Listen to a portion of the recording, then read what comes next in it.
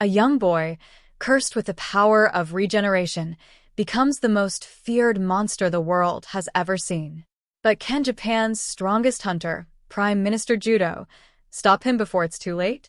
Watch as the ultimate battle between man and monster unfolds in a world where hunters reign supreme and power means everything. Who will emerge victorious in this brutal clash for survival? Find out in our epic breakdown of Kang Ji-hyung's relentless rise to power. 10 years ago, gates abruptly opened up all over the world. Through these gates, monsters started pouring out, monstrous beasts, humanoid devils, and even ghostly dragons. Thankfully, on the human side, people known as the Awakens started appearing. These individuals began exhibiting supernatural powers, whether it was magic, martial arts, or other superhuman abilities. These Awakened became the hunters who hunted down the monsters. But for our protagonist, Kang Ji-hyung, none of this matters.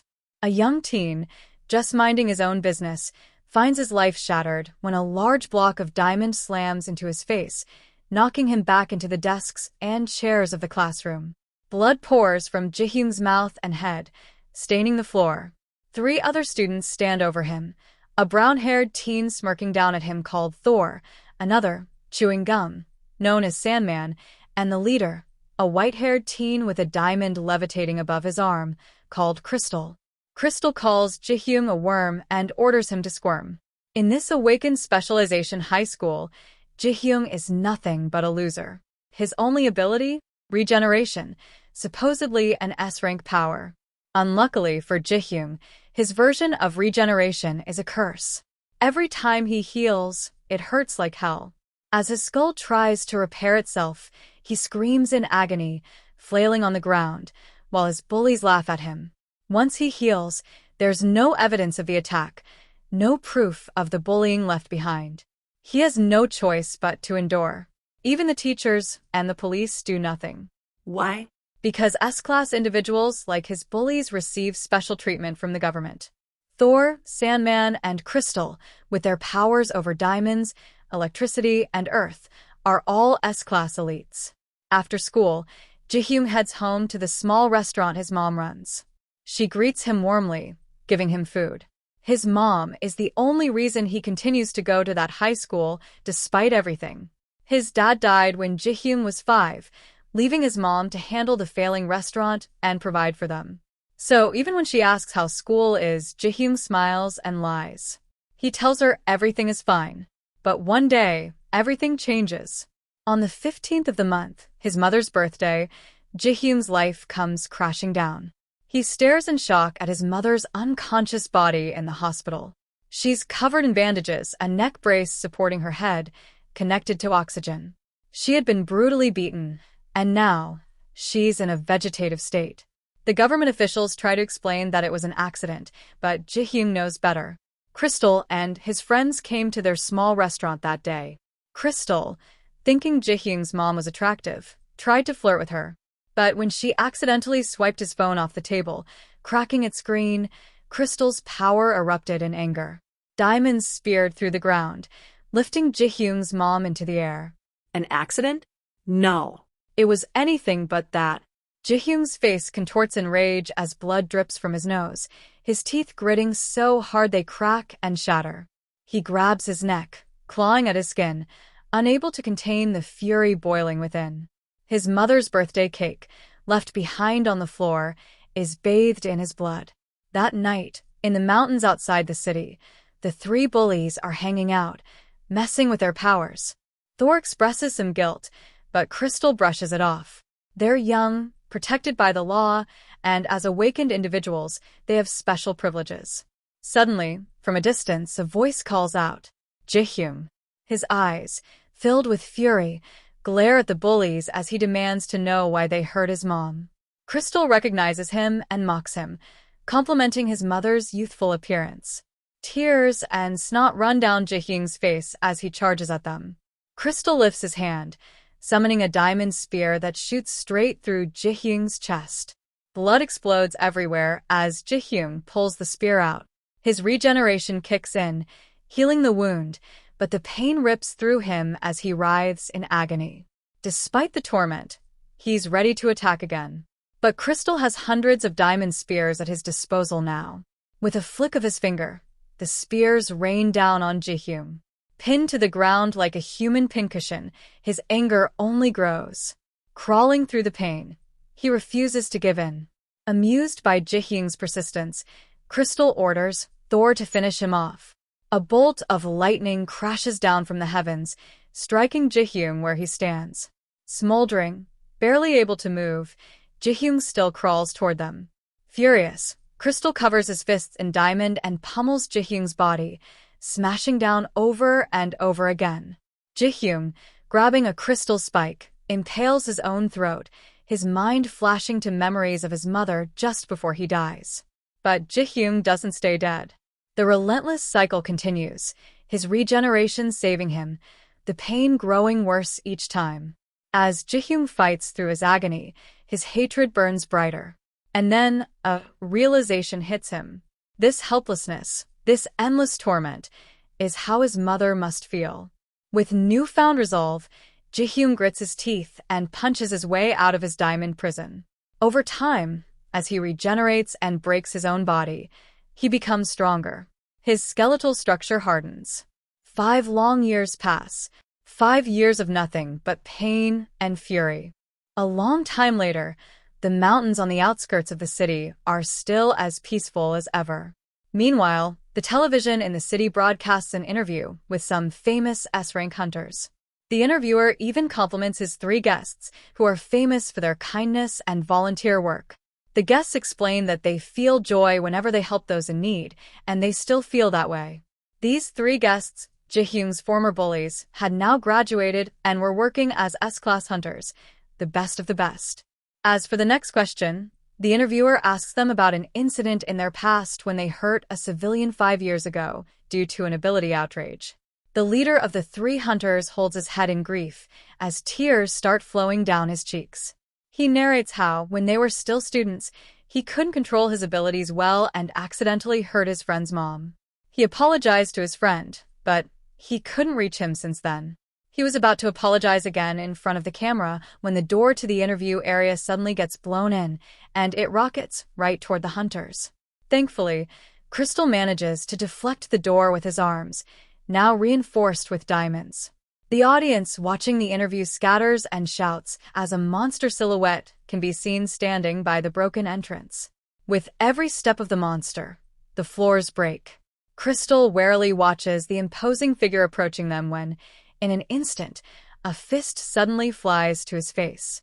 In a flashback, we once again see Ji-hyun in his dining cocoon, relentlessly and undyingly punching the diamond above him. He has no idea how much time has passed. Is it a few months? A few years? He will never know. The diamonds before him don't even show a scratch from all his punches, but there is one thing he noticed. His regenerative ability was different from others. The continued injuries triggered excessive regeneration, and he regenerated into a stronger person than before. Looking at his knuckles, he can see bones peeking through them. His exoskeleton was starting to come out. Inside that grave for 5 years, Ji-hyun's whole body struggled. He used his feet, his back, and even his head. For 5 years, he destroyed his entire body and regenerated. He only felt pain. His blood splattered, his flesh ripped, his bones broke. The pain was his whole life. And when he regenerated, the pain was worse than death. Yet, Ji-hyun continued on for 5 years until a crack formed. Back in the present, Crystal's face gets bludgeoned by a heavy skeletal fist, and he is flung back into the wall, crashing into it. His 2 sidekicks, Thor and Sandman, couldn't fathom what just happened or who this person was standing before them. A person looking more like a demon than a human, with an exoskeleton all over him, and even half his face masked with a skull. Ji-hyun recalls the last words these bullies told him 5 years ago when they said he could try murdering them if he ever managed to escape his prison. Well, now Ji-hyun's rage is as fresh as ever, and he warns them that he finally got out. However, the bullies couldn't even remember this last interaction with Ji-hyun, let alone connect their weak classmate from the past to this imposing monster before them. They stare at each other in confusion, while Crystal gets back up behind them. He orders them to just kill the guy, so Thor quickly summons a flash of lightning to strike the enemy. The resulting bolt of electricity causes a massive explosion of power and debris, but Ji-hyun endures the attack. Lightning still crackles all over his body, but he grins through it and charges at Thor. Ji-hyun lunges at Thor with his fists, using the blade-like bone protruding from his forearm to spear through Thor. The sharp weapon cuts through Thor's neck, and his decapitated head flies through the air, still showing a shocked expression.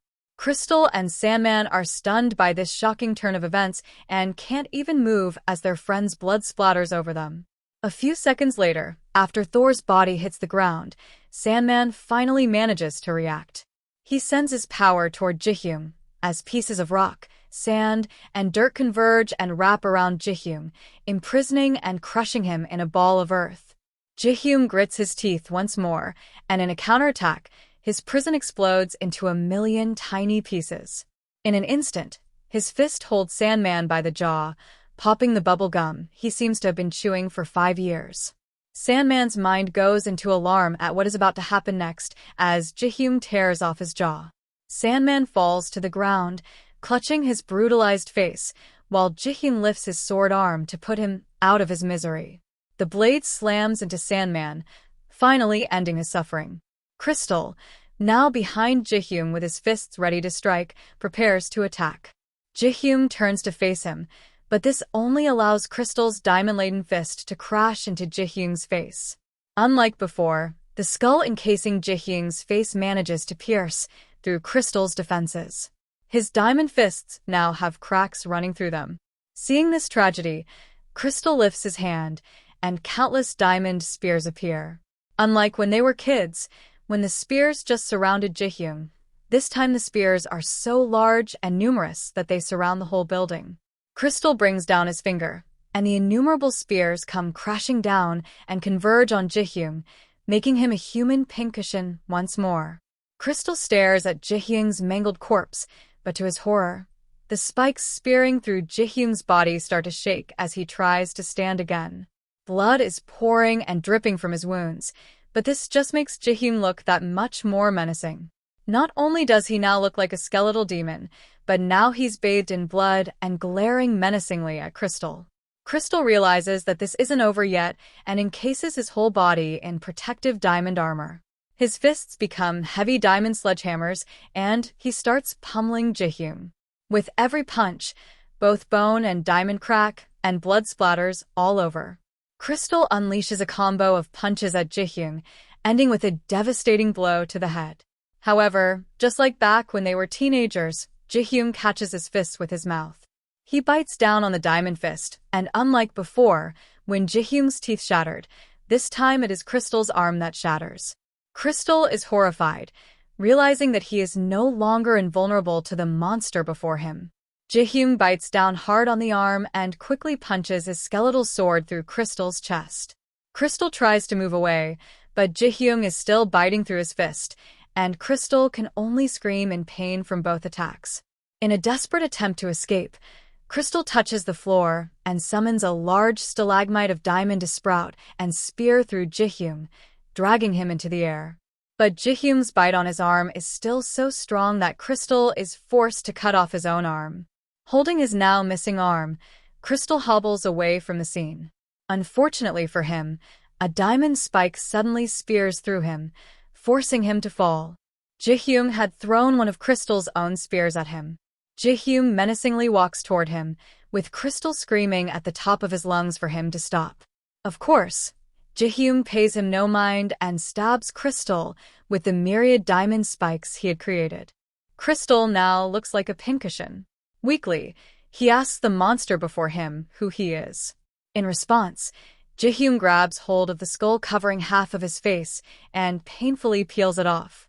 Crystal can finally see his whole face, and his mind immediately recalls who this person is. It was the weakling they tortured when they were teens and relentlessly called Worm. Half of Ji-hyun's face might now be scarred underneath the skull mask, but this person is clearly him. Ji-hyun doesn't respond to the insult, but simply raises his fists and strikes Crystal once more. He then grabs him by the throat and rams his skeletal sword through Crystal's mouth and out the back of his head. Ji-hyun watches as the life slowly disappears from Crystal's eyes. After finally exacting his revenge, the rage seeps out of Ji-hyun, and he tiredly stands up. He surveys his surroundings and sees the 3 brutalized corpses of his former bullies, all lying in pools of their own blood. The whole auditorium has been destroyed in their fight, and Ji-hyun is the only one left alive. The only movement he can see is his own reflection in the pools of blood.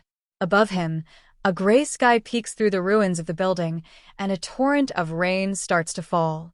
Ji-hyun falls to his knees, looks up at the rain, and feels the water running over him. He releases a blood-curdling scream and starts to cry, realizing that after 5 years of nothing but mindless pain, he doesn't know what to do next. A little while later, Ji-hyun is sitting in a hospital with a warm blanket covering him.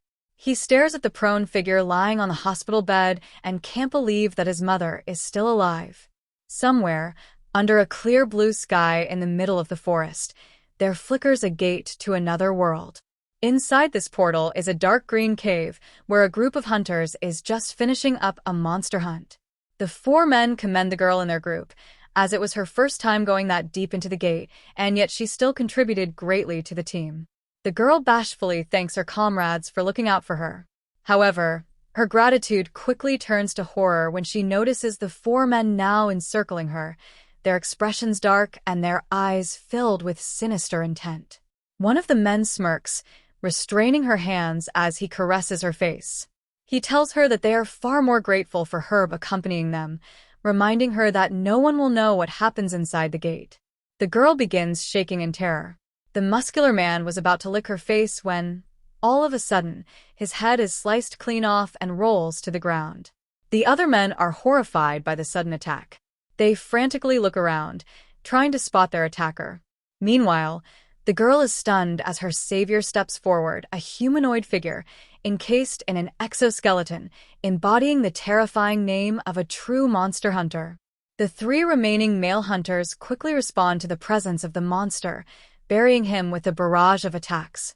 One of them summons multiple fireballs, while another conjures a spear of darkness, and the last brandishes a katana. Fire and dark magic explode violently, striking Ji-hyun, but the attacks barely scratch his exoskeleton. The samurai charges and stabs his katana into Ji-hyun's chest, but to his horror, the katana shatters on impact. In a single swift counterattack, Ji-hyun destroys the samurai. The 2 remaining hunters, now fully gripped by fear, cannot fathom how such a powerful monster exists within the gate. Ji-hyun, unfazed, lazily swings his sword, decapitating both men in one strike, leaving only the girl alive. The girl, shaking and crying in fear, looks up at the monster who had just saved her. She wipes her tears away and thanks him, her voice trembling with emotion. However, her gratitude is abruptly cut short as her head is swiftly sliced off by Ji-hyun. He had attacked once more, mercilessly ending her life. But why did he do this? To answer that question, we must go back to a few days ago. Ji-hyun was still crying in the auditorium, standing over the bodies of those he had murdered.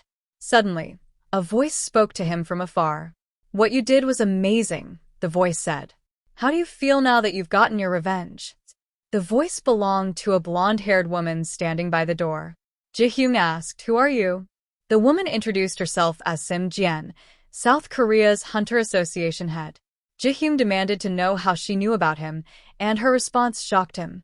"I've been watching you ever since the incident 5 years ago," she explained.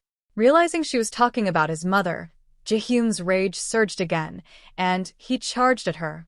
The auditorium exploded with force as he barreled toward her, ready to strike her down.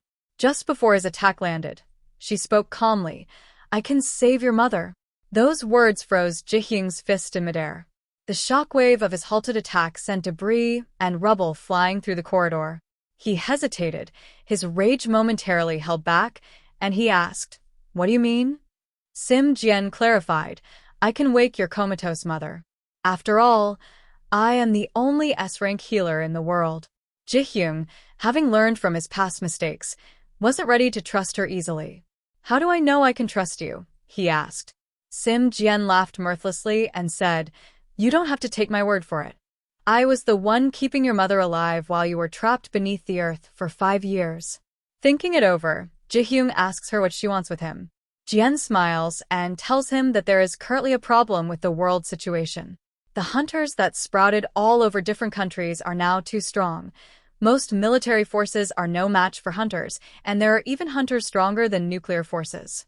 Thanks to these strong hunters, the monsters inside the gates have mostly been killed. However, the gates still did not disappear. Now, without monsters, they are being used as pathways by different countries. Nations are using them to wage wars, and the soldiers for these wars are the hunters. Unfortunately for them, South Korea doesn't have enough hunters and couldn't stop the Japanese hunters from invading. That is, until Ji-hyung appeared. If South Korea were to respond to Japan with their own hunters, it would become total war. But a monster attacking hunters shouldn't be a problem. That is why Jian is asking Ji-hyung to be their monster, all in exchange for saving his mother. Back inside the gate, the group of hunters that Ji-hyung just got rid of were the first of his Japanese victims. It was a beautiful summer day in Japan. However, something was brewing inside a particular glass building. The Prime Minister's official residence. Inside, the Prime Minister of Japan has summoned the Minister of Defense to ask him some questions. The old man has his hands clasped before him and calmly asks the young Minister of Defense if there are strong monsters inside the gates. When the Minister of Defense answers in the negative, the Prime Minister then asks him if there are strong hunters in South Korea. The Minister of Defense replies, no once again. The Prime Minister suddenly slams his fist on the table and demands to know why their hunters haven't taken over the Korean peninsula if there are no monsters or Korean hunters standing in their way. The veins on his bald head bulge with irritation as he demands an answer from his subordinate. This old, menacing-looking man is Razaki Judo, the leader of Japan as its prime minister. The Minister of Defense apologizes to his superior and promises to rectify the issue. When Prime Minister Judo asks how he plans to do that, the Minister of Defense smiles and declares that he himself will take care of it. This young man is Japan's #1 hunter and Minister of Defense, Ikosai Kajuru. With his simple cape, gold bracers, and one singular earring, Kajuru doesn't look like the dangerous hunter that he actually is. A singular lock of white hair in the shape of the moon is prominently displayed above the rest of his dark hair, hinting at his style and technique. After his meeting, Defense Minister Kajuru orders his secretary to prepare his sword. He will go alone inside the gates. His secretary nervously remarks that the hunters they sent inside the gates were all lost, so it would be wise for him to go along with others. However, Kajuru stops walking and asks her if he looks like the person who would need something like that. Sensing his dangerous aura, the secretary quickly apologizes and prepares his sword. A few hours later, Kajuru passes through the gate in Japan's countryside and is now in the lands beyond. He walks through the cave where the other Japanese hunters went missing and wonders what could have happened to his useless subordinates. Numerous weak and small monsters attack him, but he just cuts them to ribbons with his sword. He knows that his subordinate hunters couldn't have died against weak monsters like those. While wondering what could possibly be inside the cave, he finally gets to the end. Inside, the bloody corpses of Japanese hunters are piled up on one another, and sitting on top of them is a humanoid skeletal monster. Fury envelopes Kajuru, and in one quick motion, he draws his sword from its sheath and strikes at the monster. To his utter surprise, his sword is stopped by the monster's own skeletal sword attached to its hand and its armored forearm. Kajuru is insulted that this measly monster dares to block his sword, and he fluidly dodges the monster's attack. He counterattacks by punching the monster's chest, creating some distance between them, and prepares his sword for one of his techniques. In one continuous motion, he utilizes one of his skills, Cage Ryu, First Moon, and slices at the monster. Despite managing to block it, the monster is blown back by the strength of the attack and coughs up blood. Kajuru isn't finished yet and releases his second technique, Second Moon. The pure energy released by his sword directly impacts the skeletal monster, blowing it once again into the cave wall. Kajuru compliments the monster's sturdiness for still being in one piece. He uses his third technique, Third Moon, to slash at the monster against the wall. This time, the the monster manages to dodge his sword and attack with its own. The skeletal sword is about to hit Kujuru on the neck and decapitate him when he nonchalantly reverses the direction of his katana and chops off the monster's arm. The skeletal monster's exoskeleton might be sturdy, but he tells it that his katana can slice even through diamonds. With that, he decapitates the skeletal monster, who falls to the ground. Kujuru sheathes his sword while wondering how the elite hunters of his country lost to something like this. He is about to walk away, leaving Jihyung's body and decapitated head on the cave floor. Jihyung's eyes are blank, as if he is genuinely dead, but inside, his mind is remembering his childhood, especially his dad. His dad was always busy because of work, but he was a very warm and friendly man. Jihyung had always liked that about him. One day, he and his mom happily welcomed his dad home from work with a box of fried chicken. He ran across the street to hug his father, not noticing the incoming truck. His dad dropped the chicken and came running toward him too. The last thing he saw of his father alive was him pushing him back into the truck's headlights, bathing his father in light. His dad passed away because of him. With his death, his business went under, and Jihyung and his mom ended up with a huge debt.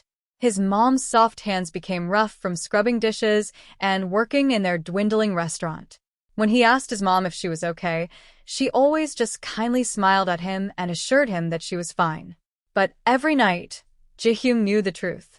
He couldn't sleep, and tears fell from his eyes because he could hear his mom silently crying beside him. His mom was crying, and it was all because of him. Days later, he realized that someone like him shouldn't live anymore, and his shaking hands held a box cutter. A few minutes later, his mom was bringing him dinner when she abruptly dropped the tray upon seeing what her son was doing. Jihyung was crying but smiling as he held his injured hand before him. He happily tells his mom that he might be awakened. His wrist slowly heals, and the TV blares about an interview with Korea's #1 hunter, a crystal named Jim Gang. Jihyung hugs his mom and declares that just like the guy on the TV, he'll become a hunter and make them rich and happy. But that's not what happened. Years later, his mom is comatose in the hospital. This memory brings life back to Jihyung's eyes. He also recalls his conversation with Jian, where she told him that the world's balance is already broken. Many nations have already been conquered by hunters. Currently, their biggest enemy is Japan. That's why they wanted him to become their country's monster and hunt Japan's strongest hunters. While he had just fought with one of Japan's strongest hunters, Kujuru was trying to think of what his next move would be. Kujuru mindlessly realizes that he used up too much time with the skeletal monster, and it looks like he'll have to go to South Korea himself to capture the country. Meanwhile, he doesn't notice that Jihyung's decapitated head is slowly moving behind him and crawling toward him. He only finds out when Jihyung suddenly bites through his leg, surprising him. Looking at the head attacking him, Kujuru can see a new skeleton growing out of it, and he realizes that his enemy must have regeneration.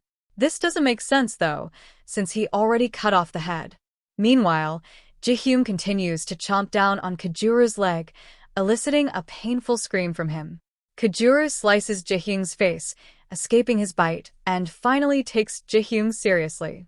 A moon forms on Kujuru's forehead, his eyes light up like lightning, and moonlight reflects through his sword. The symbol of his technique illuminates the very ground they are standing on, and in an instant, Kujuru vanishes. Jihyung can only sense flickers of Kujuru running around him. Kujuru then activates his most powerful attack, Kujuru, Fatal 12th Moon. The numerous silhouettes of Kujuru simultaneously attack. Jihyung can't even react as his whole body gets minced by Kujuru's katana. The pressure waves created by his technique are so powerful that the slashes travel and reverberate throughout the tunnel and into the gate. The slashes escape the gate, back to Earth, and the whole forest mountainside is devastated by the attack. On the other side of the gate, inside the cave, the roof is carved with moonlight patterns and the floor is diced. Meanwhile, Kujuru shakily walks away from his devastating attack, still enduring the injury on his ankle. He realizes that he might need healing when, all of a sudden, a spike of bone hits his other leg. He nervously laughs while behind him, the skeletal hand from which the bone spike erupted is shakily pointing toward him. Attached to the skeletal hand is a battered, yet menacing-looking skeleton still trying to crawl toward him. Kajuru shakes from the attack and the realization that Ji-hyung is still regenerating. He cannot believe that Ji-hyung is still trying to fight despite the large difference in strength between them.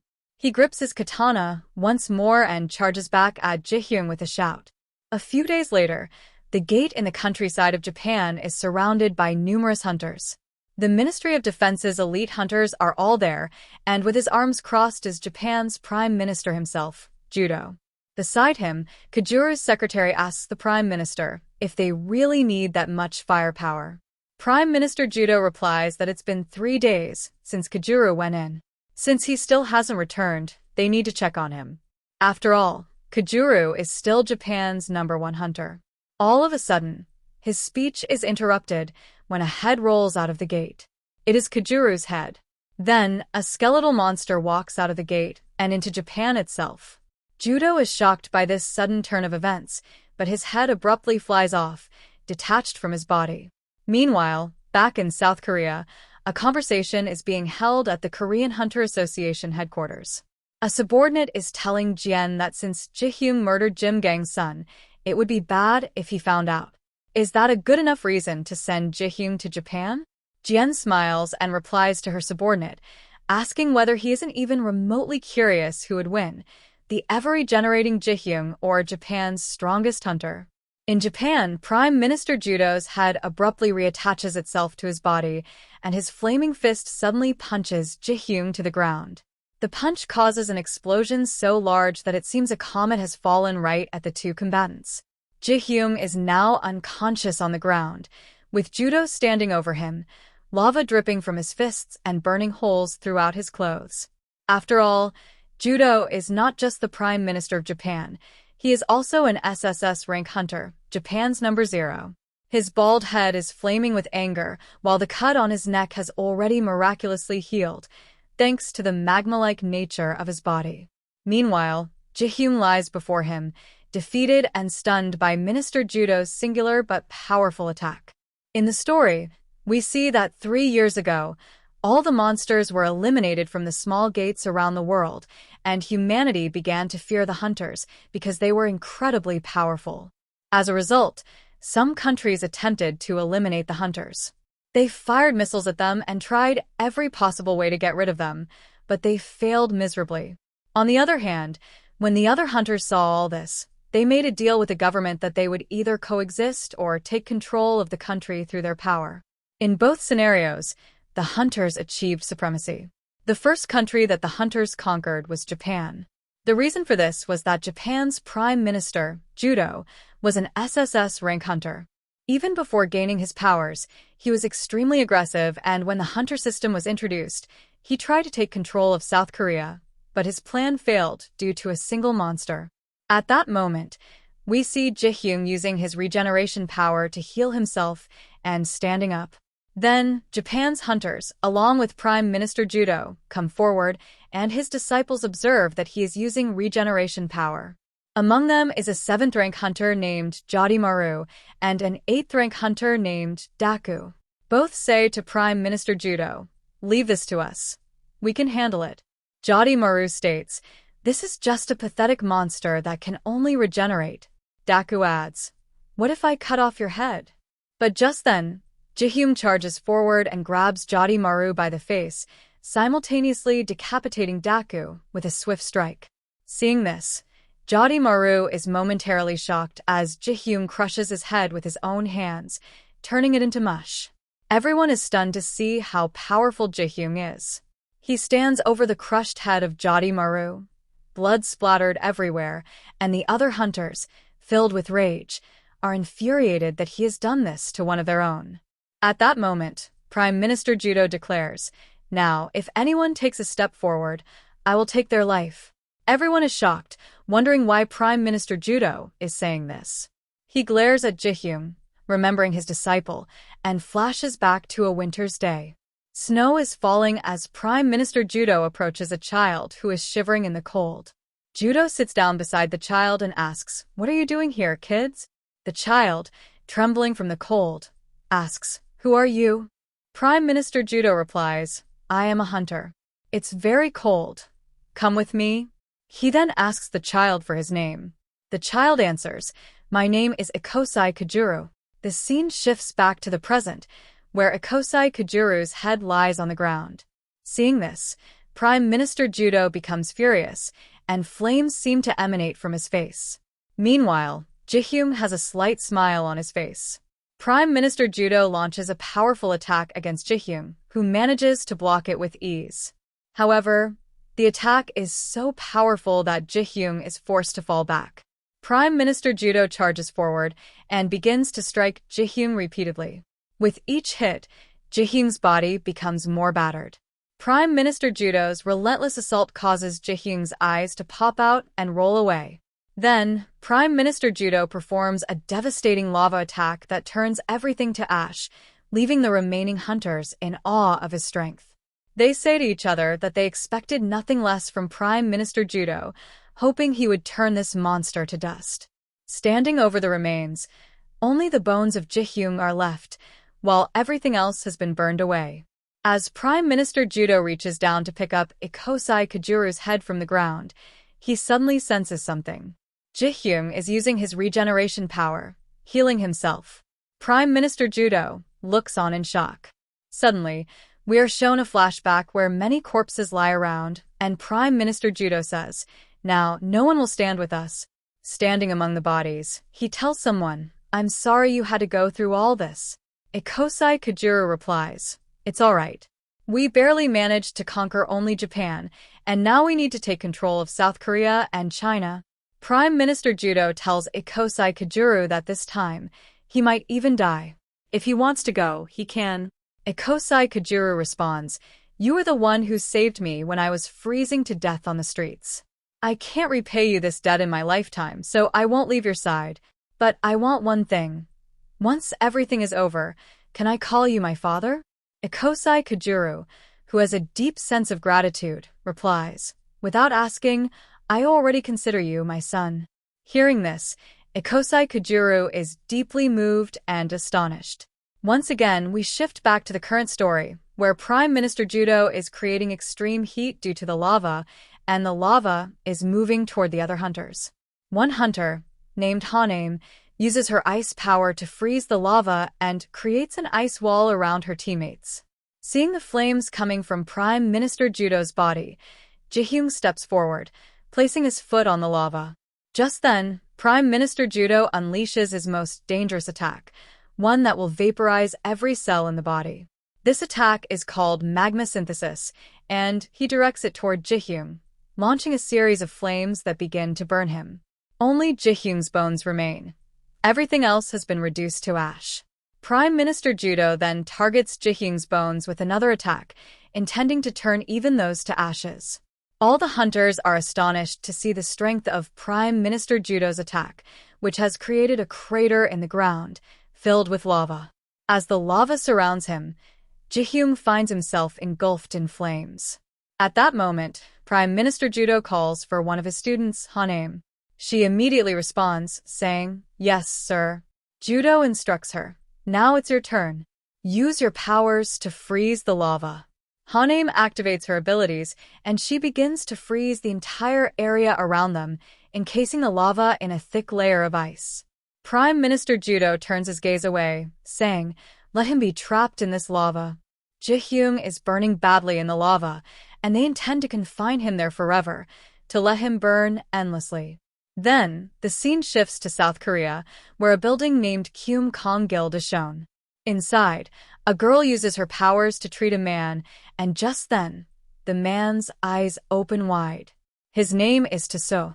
The scene shifts back to the present battle. Prime Minister Judo tells the other hunters, Only the minimum number of people will stay here, and the rest should leave. They respond with a respectful, Yes, sir. Suddenly, Kong Jihyung regenerates again, emerging from the lava. He mutters to himself, Lava like this inside a blood gate is something I've experienced tens of thousands of times. His flesh and skin continuously melt in the lava, but his regenerative powers instantly heal him, though the pain is unbearable. The pain was never easy to bear, he thinks to himself. Despite being burned to ashes, Ji-hyun still rises from the lava, his body in constant agony. Han-aim notices this and is frozen in fear, stunned by the sight of Ji-hyun regenerating again. Ji-hyun starts advancing towards them, still crying out in pain. Prime Minister Judo, sensing the danger, tells Han-aim, "Take the hunters with you and hide somewhere safe." Then, with a swift motion, Judo jumps into the lava crater to confront Ji-hyun head-on. Han-aim watches Judo confront the monster, feeling emotional as memories of the past flood her mind. She remembers a time when she warned him, "You need to stop. You're overdoing it. Your magma regeneration ability is not omnipotent. You'll die if you don't stop." Judo had replied with a serious expression. The four great hunter nations are the USA, China, Russia, and Japan. Out of them, Japan is the weakest. If we can't absorb South Korea, there's no way Japan can survive. Han-aim had moved closer to Judo and hugged him from behind, pleading, "But how many of our hunters will have to die for this?" Judo's response was resolute. "I can only fight by myself. Even if my body gets destroyed, I will protect my country." Back in the present, Judo launches a powerful attack at Ji-hyun, causing a massive explosion. The blast sends shockwaves across the battlefield. Judo continues to land punches on Ji-hyun, breaking his ribs with each strike. With a powerful blow, Judo throws Ji-hyun back. Ji-hyun struggles to steady himself, but Judo unleashes a powerful magma attack, sending a massive wave of flame and lava toward him, burning him to ashes once more. Ji-hyun screams in agony. Judo leaps into the air and descends on Ji-hyun with a crushing blow, seemingly annihilating him. Meanwhile, Han-aim tells the other hunters, "Prime Minister Judo has ordered us to evacuate to a safe place. I will stay, but you all must leave." The other hunters hesitate but eventually say, "Prime Minister Judo has helped us in our times of need. We've decided. We will protect him until the very end." They bow before Han-aim, calling her the Prime Minister's wife. As Judo continues his full-power assault, flames surge from the volcano. Judo grabs the remains of Ji-hyun, smashing them until they vaporize into the air. Han-aim and the other hunters watch from the edge of the volcano, but suddenly, Judo is shocked. From the vapor, Ji-hyun begins to regenerate once again, launching himself towards the hunters. To Judo's horror, Ji-hyun heads straight for Han-aim. Just as he is about to reach her, she removes her gloves, preparing to use her ice abilities. But to her shock, Ji-hyun grabs her hand and pulls her towards him. The other hunters, stunned, watch as half of Ji-hyun's body becomes encased in ice. Judo, enraged, yells at Ji-hyun and commands the other hunters to attack him. They prepare their assault, but they're surprised by the intensity of Judo's anger. Moving swiftly, Judo cuts off Ji-hyun's arm to save Han-aim. However, in a devastating counterattack, Ji-hyun decapitates Judo, severing his head from his body. Han-aim is stunned, watching in horror as Judo's headless body falls on top of her. The other hunters, shocked by what they just witnessed, unleash a barrage of attacks on Ji-hyun. Han-aim uses her freezing powers to encase Ji-hyun's entire body in ice. Together, their combined attacks shatter Ji-hyun's body into pieces, breaking him apart like ice crystals. The hunters stand tall, believing they have finally won the battle. One of them asks Han-aim, "Prime Minister's wife, are you all right?" But Han-aim is still in shock, staring at Judo's lifeless body, unable to believe that he is dead. She begins to cry, desperately trying to reattach Judo's severed head to his body, but it is no use. Through her tears, she tells the hunters, "Judo, he's no longer with us." Suddenly, to everyone's horror, Ji-hyun regenerates once again. Without giving them a moment to react, he charges toward the hunters, ready to attack. Tears were dripping down from Han-aim's eyes as she saw the terrifying monster standing in front of her. She began to lose consciousness, her vision fading. When she slowly opened her tired eyes, she saw Judo lying down on a bed in front of her. He asked, "Han-aim, are you awake?" Without hesitation, she tightly hugged him, calling his name, "Judo." But Judo looked at her in shock, confused, and asked, "Han-aim, what happened?" She told him, trembling, I had a horrible nightmare. Hanem looked at him with love in her eyes, and Judo gently reassured her. Everything is okay. You don't need to worry. I'm with you. Hanem, filled with relief, leaned in and started to kiss him. But as she opened her eyes during the kiss, she was horrified. The face she was kissing was not Judo's. It was his frozen head. Her tongue was stuck to the frozen head of Judo, and she was paralyzed with terror. In front of her stood Jihyung, now a complete monster, having slaughtered all the hunters. Their dismembered bodies lay scattered around the battlefield. Seeing the horrific scene, Hanem, in shock, used her ice abilities and touched her own face, freezing herself completely into ice. Jihyung, with monstrous eyes, stood amidst the carnage. The bodies of the hunters lay lifeless on the ground, and he could only wonder to himself, what have I become? Conflicted and tormented by his transformation, he began to walk toward the green portal gate. Meanwhile, in South Korea at the Kyum Guild, the scene shifts. Inside the building, in the mana stone storage room, a female hunter turns to Taesoo and says, "You can't push yourself too hard. You're the only one with any mana left. We barely saved you." With a trembling voice, she tried to tell him about their friends, but Taesoo interrupted, I know they're running out of mana." They both stood in silence, staring at the mana stone. Taesoo thought to himself, why did that brat I used to play with when we were younger? How did he escape from the blood gate and kill me? Gritting his teeth in frustration, he muttered, "That worm bastard." Taesoo, the Kyum Guild master and an S-rank hunter, clenched his fists. The girl beside him asked, "Are you okay?" Taesoo replied calmly, "Yes, everything is fine." Then he turned to her and said, "Release the seal." The girl is exhausted, and sweat is dripping from her body due to fatigue. She says to Taesoo, "I've broken the seal." Taesoo responds, "Then summon all the members of our guild here." We are then shown that all the guild members have gathered. One of them bows his head and says, "We are at your service, master." Another member says, "I thought the master had died." To this, another member replies, "The vice guild master brought him back to life." At that moment, Han Kyung-chan, the guild's head of intelligence and an S-rank hunter, speaks up. "The monster has gone into the gate after massacring people in Japan."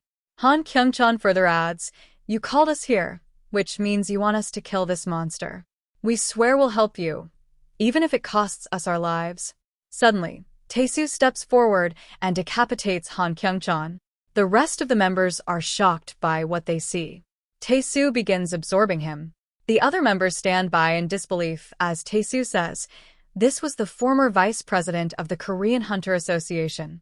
Since I joined the association 3 years ago, our guild has begun dominating Korea." As Taesoo absorbs Han Kyung-chan's power, telekinesis, and S-rank ability, he starts bending and breaking another member with just a flick of his fingers, sending blood splattering onto the others. The girl then asks Taesoo, "Was breaking the seal really necessary for you? Your ability is cursed?" Taesoo responds, "No, this is the best ability." Taesoo then asks the remaining members, "Will you help me?" and begins killing them one by one. The remaining members attempt to flee. There were a total of 1,528 members. Taesoo kills them all and starts absorbing their powers. Tears flow from his eyes, overwhelmed by the joy of gaining so much power. The girl, unable to bear the massacre, covers her eyes with her hands. She asks Taesoo, "Are you all right?" Taesoo responds coldly, "No. That monster killed an SSS rank prime minister." Sitting atop a mountain of corpses, Taesoo says, "This power is still not enough. I need to gather more power. It's not enough to kill that monster." Angrily, Taesoo declares, "I will kill that worm at any cost." His face is covered in blood splatter, and he yells, "I'm coming for you, Russia. Prepare to die, monsters." Then we're shown a shipping port where a green portal appears, and a girl is standing in front of it. Jihyung steps out of the portal, and the girl welcomes him. The scene shifts to a large building where the girl is treating Jihyung's mother. She says, "My S-rank ability will heal every damaged cell one by one, using my mana." Jihyung looks at his mother and tells himself, "No matter how long it takes, I'll save my mother at any cost. The girl, trembling and weak, steps out and tells him, if I continue the treatment like this every day, your mother will regain consciousness by next week. She's so weak that she collapses to the ground. Ji-hyun asks her, it seems like you're using too much mana. Why are you pushing yourself so hard? She grabs his hand and says, you must survive at all costs. But suddenly, green light begins emitting from Ji-hyun's hand, and he pulls it away. The girl tells him, just as I thought, your monster transformation is accelerating because of the blood gate. She further explains, 15 years ago, when the first gate opened, all the other gates gradually started turning into blood gates. But since you survived the blood gate, the rate at which green gates are turning into blood gates has accelerated. That's why most gates in the world have now become blood gates.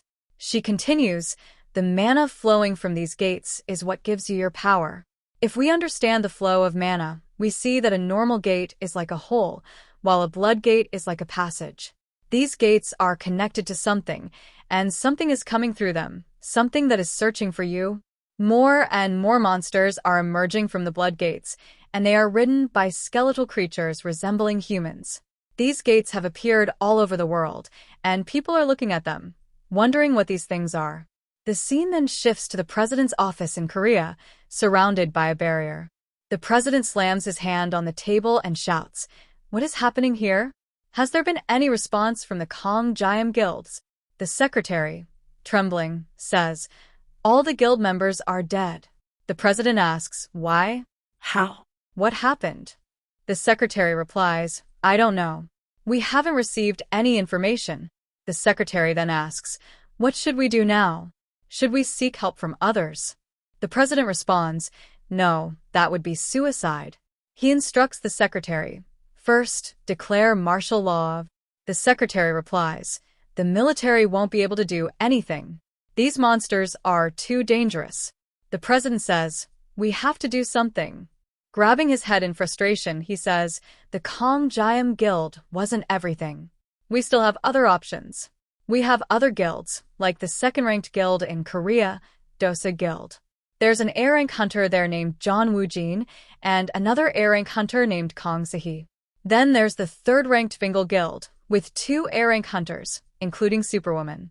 And the fourth-ranked guild, Yonghak Guild, has 2 A-rank hunters, Yonghak and Nam Junyoung. He continues, but they've all been killed. A monster from the blood gate, connected to the gate itself, was huge. It killed everyone. Ji-hyun thinks to himself, what is all this nonsense? Is this all because of me? The girl asks Ji-hyun, what will you do now?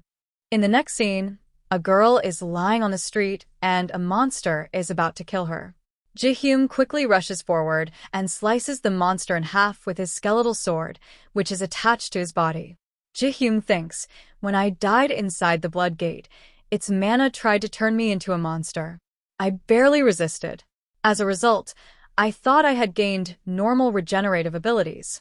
But that's not what happened. It's the mana from the blood gate that won't let me die until I fully become a monster. Ji-hyun clenches his teeth and says, all I wanted was a peaceful life after saving my mother.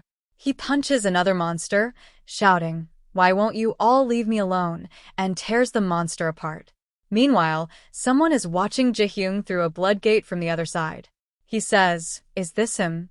He sits on a throne made of skeletons and thinks, is he the one who caused the crack? Ji-hyun says he will eliminate all the monsters and asks Sim Jian to keep healing his mother in a safe place. Sim Jian understands his plan and agrees, saying she will continue healing her from the association's underground bunker. Meanwhile, she mentally urges him to fight hard for the sake of his mother.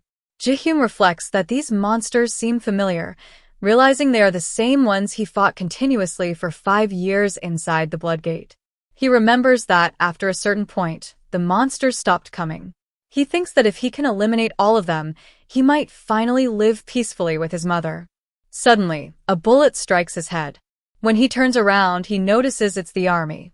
One of the soldiers remarks that he only eliminated monsters, but another replies that it doesn't matter and says, he is the cause of this situation, and we will contain him until hunter support arrives.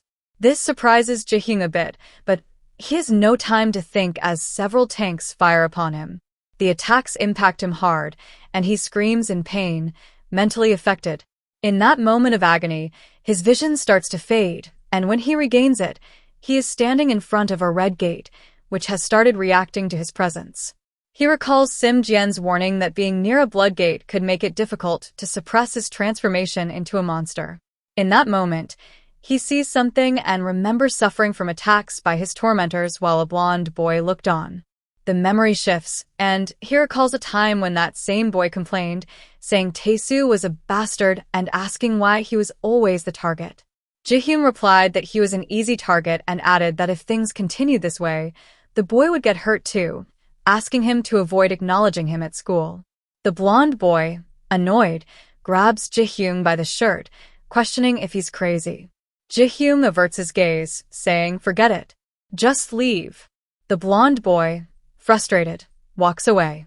Reflecting on this, Ji-hyun recalls that he once thought of the blonde as his childhood friend. At least he had.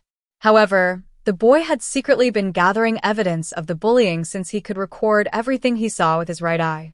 The blonde sent this evidence to the police, the education office, and news agencies. The day after, Ji-hyun was discovered, and his right eye was taken as punishment. Enraged, Ji-hyun confronted the boy, but the boy said he didn't think they could continue being friends. Ji-hyun realized that Taesu was behind the betrayal. The blonde, trembling, begged Ji-hyun to never try anything against Taesu. Ji-hyun, devastated, asked what he would do now that he'd lost his ability. The boy assured him that he still had plenty to live for and enthusiastically told Ji-hyun he would be joining the army. The memory fades, and in the present, the blonde's severed head is shown impaled on a bone spear held by Ji-hyun. Ji-hyun screams in grief over what he has done, but there's no time to process his emotions as more monsters attack, prompting him to react and eliminate them. Meanwhile, in the president's office, the president demands, "What is that thing?" His secretary explains that it's the monster who eliminated the Kyum Kong Guild and the Japanese prime minister, and that he was the one responsible for the portal collapse. According to their investigation, they need to eliminate him to restore the gates to normal. The president asks why they are fighting each other, and his secretary replies that he doesn't know but emphasizes that, regardless, even other monsters haven't been able to kill him. He adds that the Bloodgate's influence is spreading, and they cannot delay any longer. The president inquires about domestic hunters, but his assistant responds that they've all been annihilated, causing the president to worry. In the end, he orders them to seek help from foreign hunters. Elsewhere, someone asks if the monster that killed so many in Korea and Japan was the one responsible for causing the Bloodgate. He slams his spear into the ground, saying, "This will be interesting." This is Luan Zhuguang, China's top-ranked hunter. In another part of the world, a woman complains about what she sees. She is Vladimir Rozana, Russia's #1 ranked hunter. Lastly, a man with tears in his eyes says he can hear the screams of those who suffer and states that he must go. His assistant comments that if he does, the war will be over. The man, using his powers and destroying everything around him, declares, "It's over." This is Stephen Lucas, America's #1 hunter, and all three are now headed for Korea. For 5 years, Ji-hyun fought endlessly against creatures in the blood dimension, a brutal, otherworldly environment where food and sleep were impossible luxuries, and survival depended solely on combat. The unyielding battles took a toll on his sanity. Each time he lost control, his transformation into a monster advanced. But every time he felt himself slipping away, he'd remember his mother, lying helpless in a vegetative state, and the man responsible for her suffering. That searing rage helped him suppress the monstrous shift within him, even if only temporarily. Yet now, he questions why he is on the verge of losing control. Has his resolve weakened since he achieved his revenge? Or has the blood dimension's magic itself grown more powerful, amplifying the monstrous force within him? He realizes he may not be able to keep his transformation at bay as he once did. In that moment, he resolves that if he can't be free of the blood dimension's influence, he will at least use his powers to eliminate every last creature within the portals. Perhaps then he can atone for the sins he's committed, some innocent lives taken, others transformed irreversibly by his presence. At that moment, a sharp impact shatters his head. His vision fades as he struggles to regenerate, his mind frantically pulling him back to reality. His enemy stands before him, preparing to attack again as Ji-hyun forces himself upright, readying for the next brutal assault.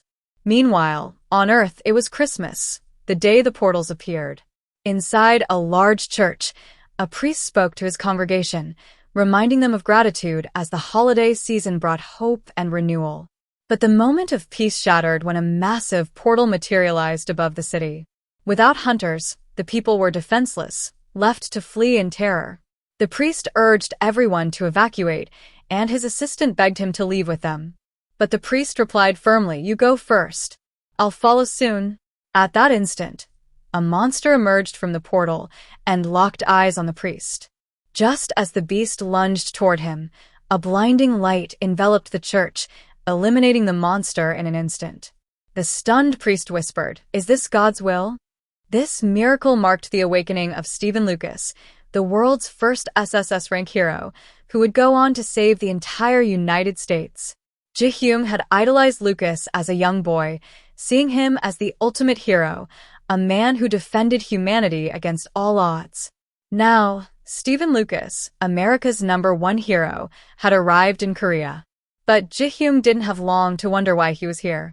In an instant, Lucas struck Ji-hyun without hesitation, testing his strength against the monstrous figure before him. "So, you don't die easily," Lucas remarked, observing Ji-hyun's regeneration. As Ji-hyun began to heal, Lucas cast a restrictive ability, immobilizing Ji-hyun. Panicking, Ji-hyun felt himself forced toward a red portal, but with a powerful effort, he threw himself out of reach, landing heavily on the ground. Lucas prepared another blow. Desperately, Ji-hyun shouted, "I'm not a creature." Lucas stopped, startled, and asked, "You're humans?" With difficulty, Ji-hyun asked Lucas to hear his story. As Ji-hyun recounted the harrowing journey that had led him here, Lucas's expression softened, and he wrapped Ji-hyun in an understanding embrace. "It's been hard, hasn't it?" he said quietly. "What's your name?" "Kong Ji-hyun," he replied. Lucas nodded, explaining that his mission had always been to protect humanity, but that he had taken many lives and bore the weight of those deaths. To atone for this, he tattooed their names onto his body. "I can help you fight these creatures," he offered, but then added gravely, "But know this, these red portals are opening everywhere. Many lives will be lost." Lucas apologized, carving Ji-hyun's name onto his body as well, before whispering, "I'm sorry," and preparing to eliminate Ji-hyun once more. Elsewhere, Sim Jian watched this scene unfold from the Hunter Association as she continued to tend to Ji-hyun's mother, drawing strength from the knowledge that Ji-hyun was still fighting. Meanwhile, in Russia, Vladimir Rozana, the top hunter, scoffed at Lucas's bold choice to go to Korea alone. She thought him reckless, especially given his prowess in the recent war. Her irritation grew when she learned that her army had lost 80% of its strength and could no longer hold the defensive line. "It would be different if I could just capture the Arctic creature," she muttered angrily. Just then, a man entered, his presence commanding attention. "I'll capture it myself," he announced with certainty. It was none other than Tae-soo, ready to claim his own place in the escalating battle against the Bloodgate's horrors. The Arctic monster, the first of its kind, had been an unparalleled threat, an SSS-class beast capable of unprecedented destruction. It emerged from a portal in the bleak Russian Arctic and, with a single devastating strike, obliterated the entire Russian Arctic base. Unprepared for the reality of magical creatures or the existence of portals, the Russian government scrambled, deploying every conceivable resource to confront the beast. Soldiers, artillery, and airstrikes bombarded the creature, but these conventional weapons merely glanced off it, leaving the monster unscathed. In a final, desperate measure, half of Russia's nuclear arsenal was unleashed, turning the northern territories into a radioactive wasteland. But even the destructive force of nuclear weapons was powerless against a creature infused with mana. Instead, the radioactive fallout transformed northern Russia into a desolate land infested with new monsters, further isolating it. In the wake of this catastrophe, Russia was left weakened, its resources stretched thin, leading to its eventual declaration of war on the United States to claim additional assets. Back in the present, Tae-soo stands confidently, declaring, "I'll eliminate that Arctic monster myself." Across from him, Vladimir Rozana, Russia's #1 hunter, scoffs, raising an eyebrow at the young hunter's boldness. "A Korean S-rank hunter? And you think you can face it?" Her voice drips with sarcasm as she laughs at his audacity. "Showing up here, without permission. How foolish," she says, crossing her arms. "Do you think an S-rank has what it takes to face the Arctic monster? Or do you have a death wish?" With a smirk, she unleashes her power, her aura radiating fiercely, causing the entire ground around Tae-soo to tremble and shatter under the sheer force. Yet Tae-soo remains undeterred. He mocks, "Oh, so you're here for that monster? Funny. Last I heard, you couldn't even stand up to the United States," he taunts, his words sharp and aimed to provoke. Vladimir's smile vanishes as her eyes narrow with cold fury. She questions him, "How do you plan to survive the radiation and reach the Arctic monsters?" Tae-soo, unbothered, raises a shield, a shimmering field of mana. But she merely laughs, unimpressed. "That shield won't hold up to the kind of radiation we're talking about." Tae-soo's smirk deepens as he activates layers of additional defensive abilities, coating his body with a series of powerful shields and barriers. Vladimir's gaze sharpens as she watches him. "All right," she finally concedes, "if you somehow manage to kill the Arctic monster, I'll grant you 30% of the mana stone." "Not a penny more," she declares with a cold finality. But Tae-soo just laughs and walks past her, advancing steadily toward the Arctic wasteland, the glow of his shields illuminating his path. Elsewhere, Stephen Lucas stands face-to-face with Ji-hyun, who begins to radiate light from within. Lucas's expression softens for a moment. "I'm sorry," he murmurs, "but I have to end this." He attacks Ji-hyun with a lethal blow, and, in an instant, Ji-hyun's body disintegrates into dust, carried off by the breeze. Yet within seconds, the dust reforms, taking shape as an eye, then a bone, and finally, his entire body. Ji-hyun regenerates, looking up to meet Lucas's unyielding gaze. Ji-hyun, realizing the gap between their powers, feels a flicker of fear. But determination ignites within him as he lunges forward, thrusting a bone spear toward Lucas's face. The sharp edge embeds between Lucas's brows, but Lucas barely reacts, his calm eyes holding Ji-hyun's as he tightens his embrace. "If hurting me helps ease your heart, do it as much as you need," Lucas murmurs, pulling Ji-hyun closer. Once again, Ji-hyun's body turns to dust. And yet, Ji-hyun regenerates, gritting his teeth in rage. Lucas, observing him carefully, wonders aloud, "Is your regeneration truly limitless?" Then he embraces Ji-hyun yet again, whispering, "I'll keep eliminating you, painlessly." Ji-hyun struggles, his body reforming through excruciating pain. Memories of his ability flood back, exoskeleton manifestation, an ability that coats his skin in a hardened skeletal armor, but at an excruciating cost. Each regeneration is agony, every cell in his body searing with pain. He remembers his body breaking and healing again and again for the sake of revenge and hope. But Lucas's ruthless attacks, coming immediately after every regeneration, push him beyond any threshold of pain he has endured. The endless cycle of destruction and regeneration gnaws at his sanity, breaking him down. He recalls a memory from high school when a classmate once asked him what his power was. When Ji-hyun had told him, "Exoskeleton," the boy had recoiled in disgust, muttering curses as he threw Ji-hyun to the ground. Now, enduring this unbearable pain, Ji-hyun wonders, why? Why do I have to suffer like this? What did I do wrong? As he writhes in Lucas's arms, despair floods him, and he admits that Lucas may be right. Perhaps, by continuing to live, he condemns others to death. But then he remembers his mother. "Even if I die, she will live," he tells himself. In a final burst of resolve, he begins to absorb energy from the red portals around them. The energy pulses through him, radiating outward as his body begins to glow with intensity. Seeing the change, Lucas prepares to counter. But before he can strike, Ji-hyun clenches his fist, channeling all the accumulated energy from the portal into one powerful blow. Lucas braces himself as the punch connects, the force sending shockwaves that ripple outward, visible even on live broadcasts throughout the city. Crowds gather, watching in stunned silence as the fight plays out on massive screens, Lucas's own son among them, his face pale as he watches his father struggle against the monstrous figure on screen. Inside the Korean Hunter Association building, Sim Jien, overexerted from continuously healing Ji-hyun's mother, collapses to the ground, her strength nearly spent. Her secretary rushes to her side, supporting her as she coughs, but Sim Jien looks up and gasps, the healing, it's finally complete. In a hospital room nearby, Ji-hyun's mother stirs as her eyes flutter open, the haze of her long sleep finally lifting. In Russia, a man sits in a dimly lit command room, monitoring the situation.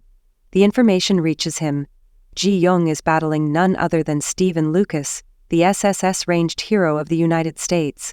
A smirk forms on Tae-soo's lip. That bastard really has some guts, he mutters to himself, though a flicker of understanding crosses his mind. Despite their stark differences, Tae-soo reflects that their situations are eerily similar. Both have endured unspeakable suffering. Both have tapped into powers that come at unbearable costs, and both are now considered monstrous threats by the world. Meanwhile, on the battlefield, Jae-young's clash with Lucas continues to escalate. Having absorbed mana directly from the Red Gates, Jae-young emanates an aura of raw, ominous energy that even Lucas finds unsettling. Lucas, however, stands calm and resolute. "That mana you carry," Lucas observes, "it reeks of destruction. But even so, I'll shoulder your pain. I'll forgive you for your sins." But Jae-young has had enough. His crimson eyes burn with frustration as he snarls, "I don't need your forgiveness."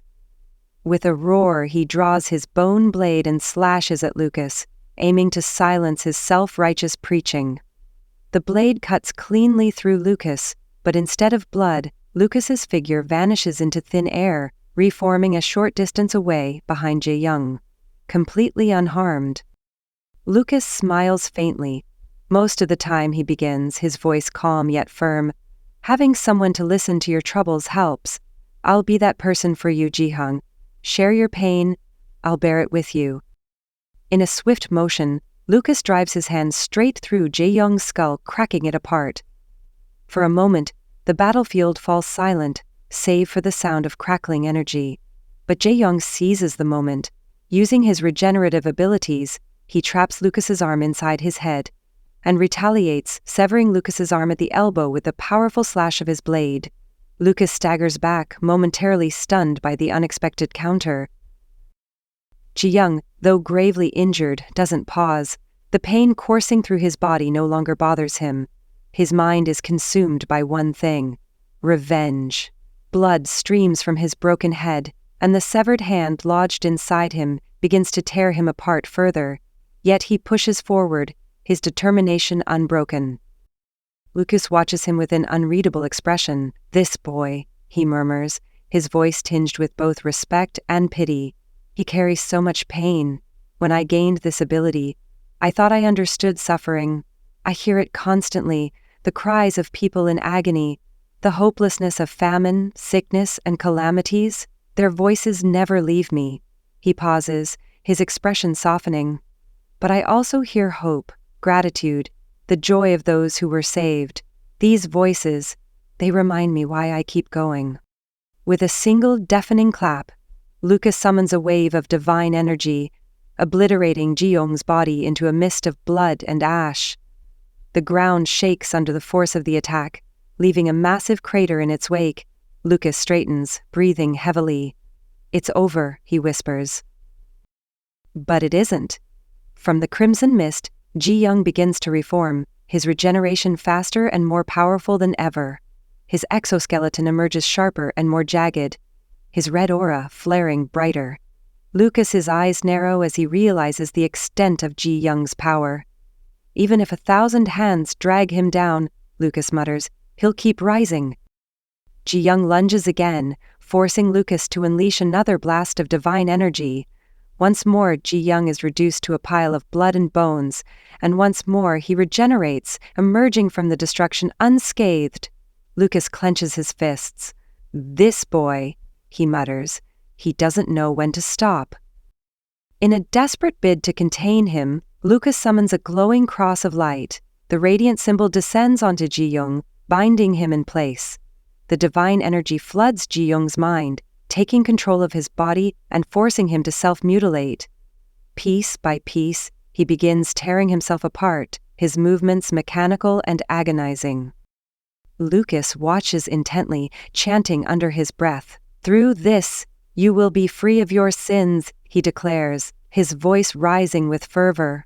The light grows brighter, driving Ji Young further into madness. Mangled and broken, Ji Young's body continues to tear itself apart, his screams echoing across the battlefield.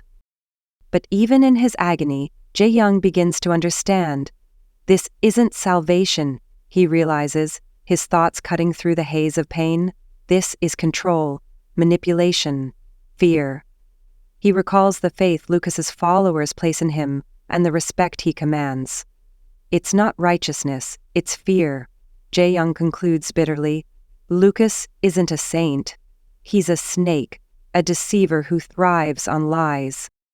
Lucas's followers, oblivious to the truth, continue to pray, their voices filled with unwavering faith.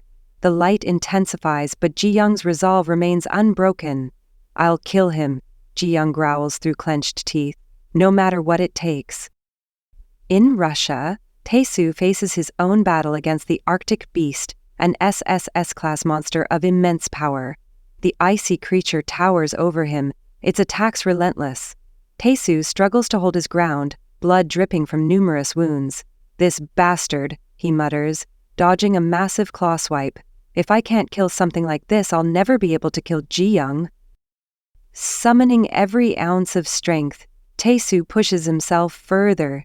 The thought of Ji Young fuels his resolve.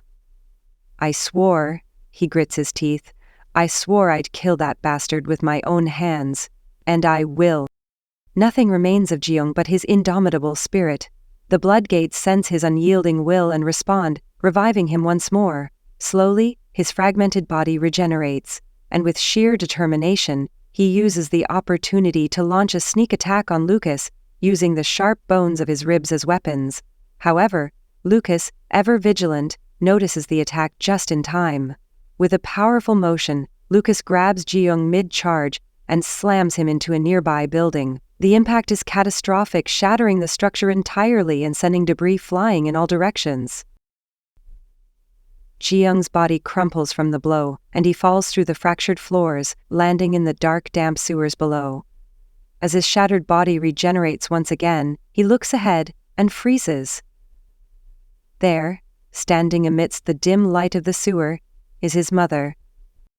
For a moment, Ji Young feels a flicker of relief. A tear escapes his glowing red eyes as he gazes at her. But his hope is short-lived.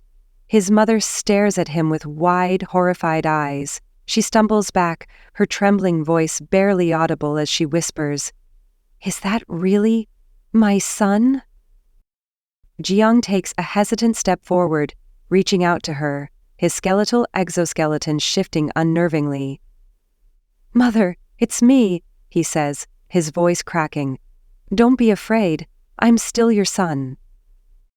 But his mother doesn't see her son. She sees a monster, a grotesque amalgamation of bone and blood, unrecognizable and terrifying. Memories flood her mind, reminding her of the day they discovered Ji Young's ability. He had promised her that he would become a hunter, that he would provide her with a better life. Yet, she had never wanted any of it. To her, his ability was a curse, an abomination. And now, as she looks at him, her worst fears are confirmed. This is a curse," she whispers, stepping back further. "You're not my son." Her words hit Ji-young like a blow to the chest. Desperation clouds his mind. "No," he shouts. "I'm still me. Please don't run from me." He rips himself apart, shredding the monstrous exoskeleton that surrounds him, exposing the raw, vulnerable flesh underneath.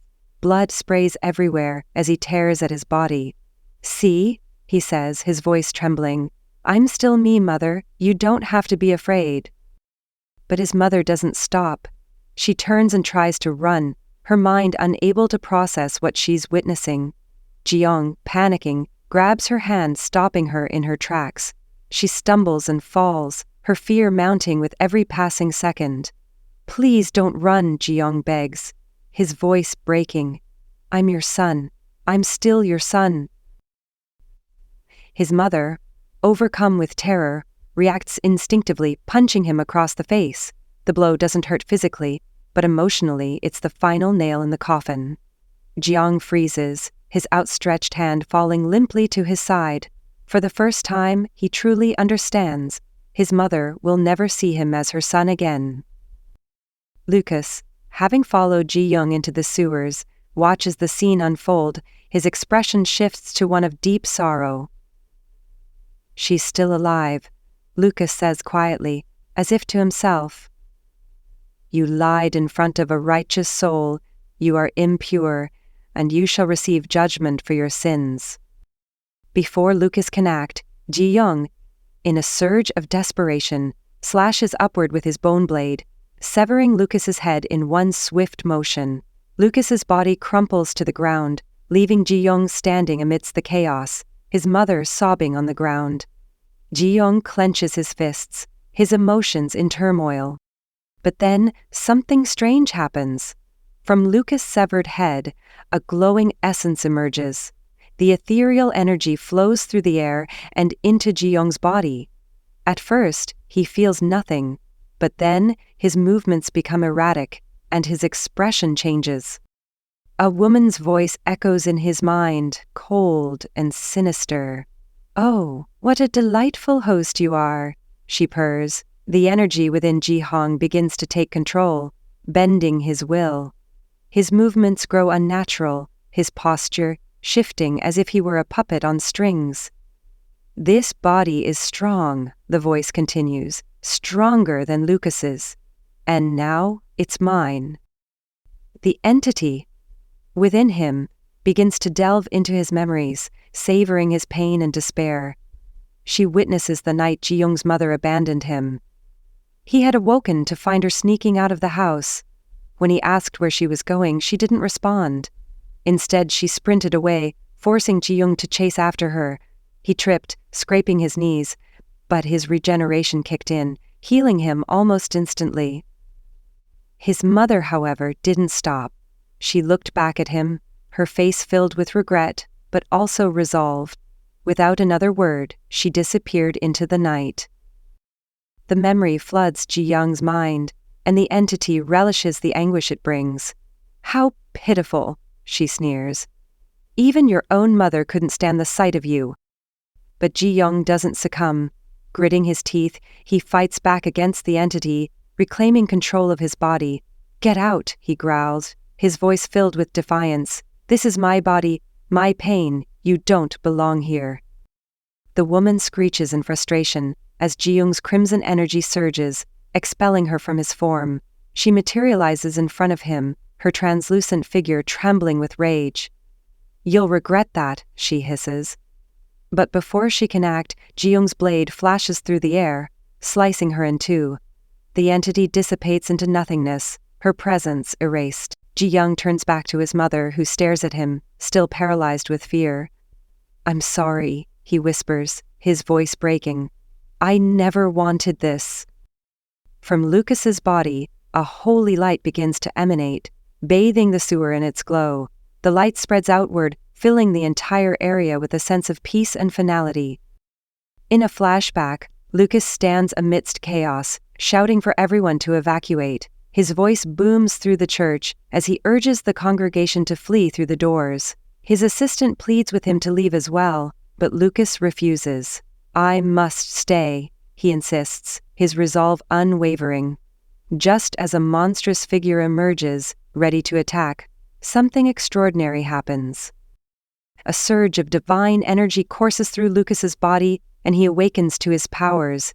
In that moment, his vision fills with flashes of the past, the future, and the universe itself, a cosmic revelation far beyond human comprehension.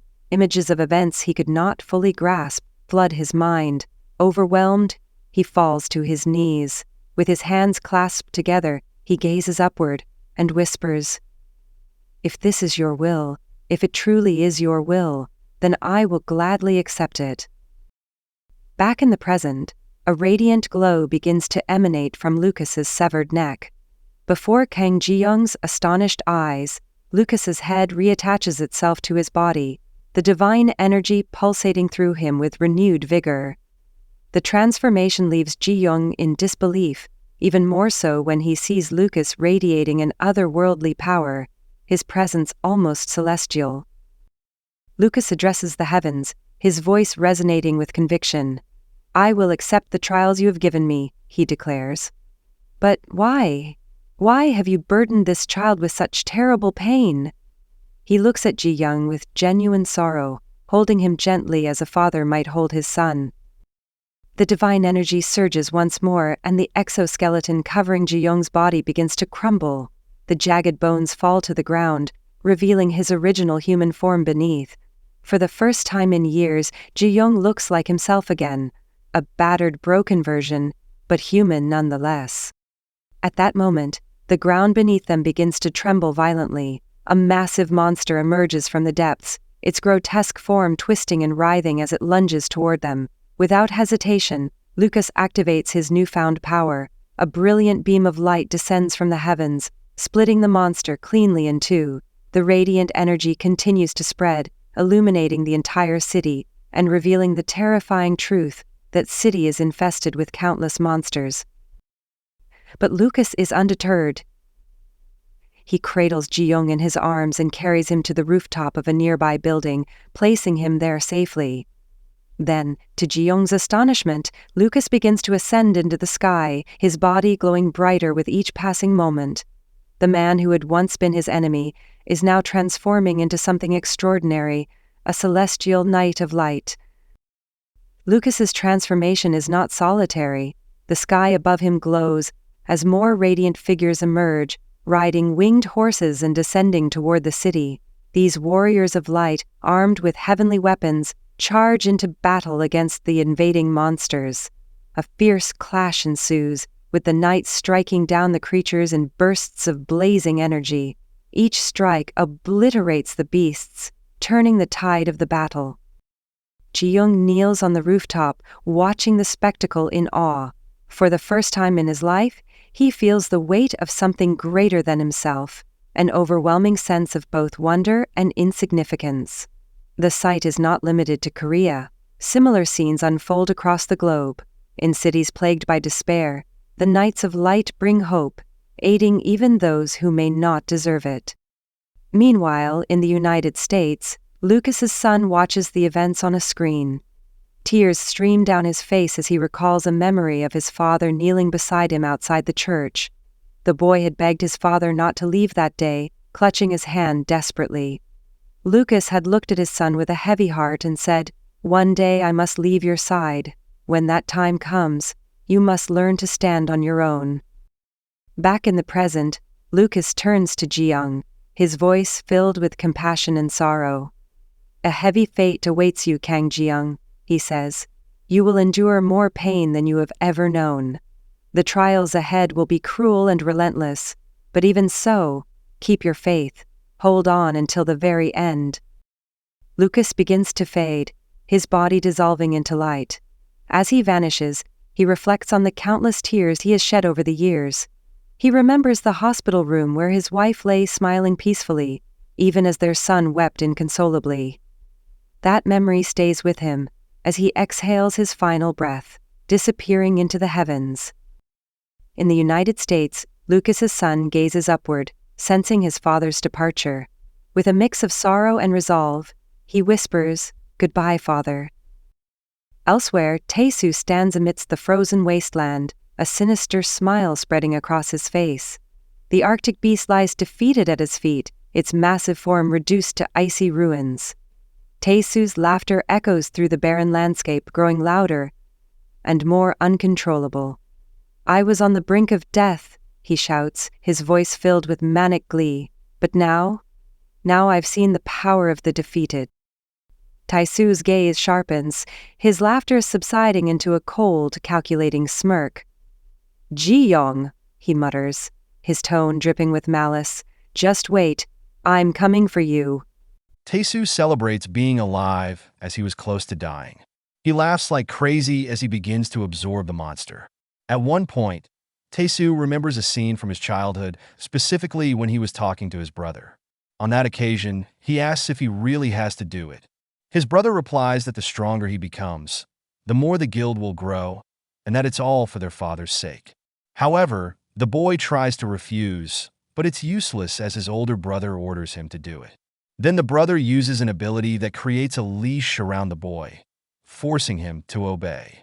Little Taesu starts coughing while repeating that he doesn't want to do it, begging to be left alone, pleading not to have to go.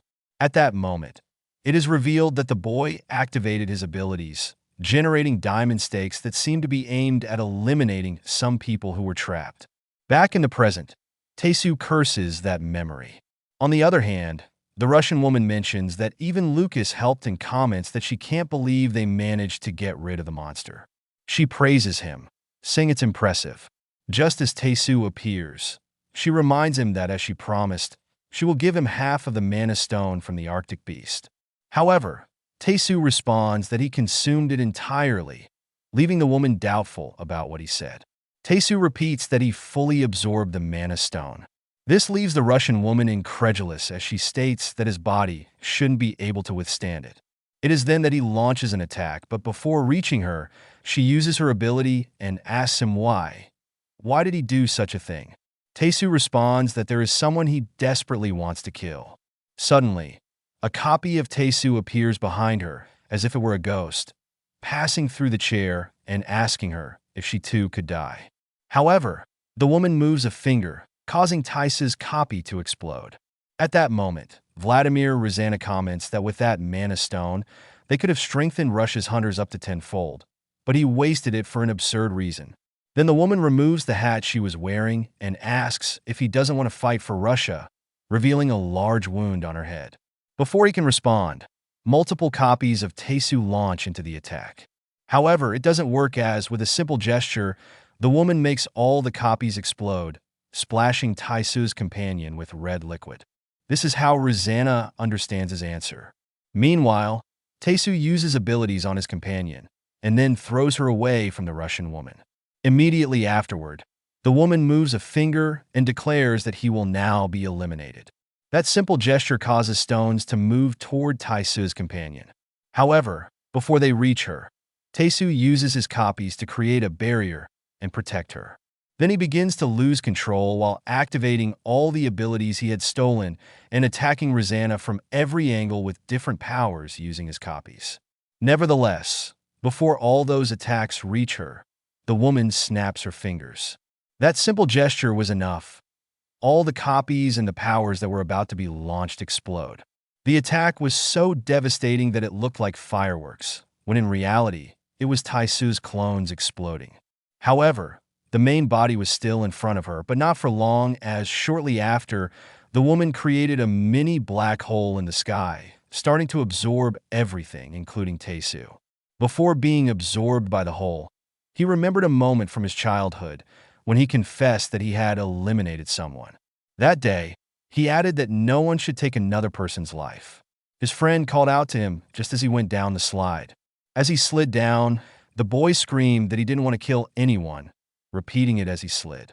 Back in the present, he screamed that he didn't want to be eliminated.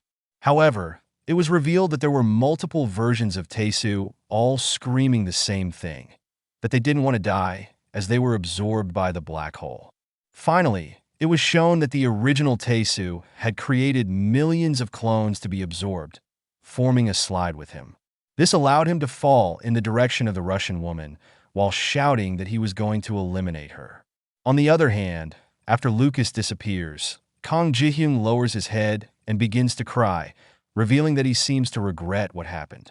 However, something doesn't quite fit as he smiles and wonders what nonsense Lucas was saying.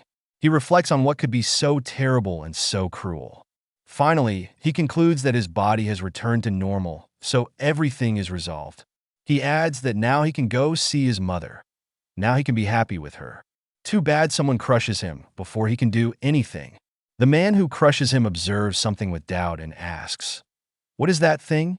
Just before the battle between Tae-soo and Rosanna, in the Russian president's office some years in the past, the president comments on a monster that remained unharmed even after a nuclear attack, mentioning it was like witnessing the beginning of the end of the world. He is on the ground, surrendered to the hands of fate. It is then that someone calls out. It is a younger version of Vladimir Rosanna, the former Russian Minister of Defense, who informs them that if they have enough mana, they can eliminate the monster. She adds that they only need to gather awakened individuals. However, the president responds that it is already too late and reveals he has launched the remaining missiles to various parts of the world. Screaming, he declares that now they will all die together. At that moment, a rain of missiles appears above them, heading toward various locations. Vladimir Rosanna begins to fly toward the missiles, reaching space. There, she uses her power to catch them, gathering them all into a giant hand. However, the missiles explode, generating a shockwave that reaches Earth, right where the Russian president is watching. After that, Rosanna returns to the president's office, slightly injured.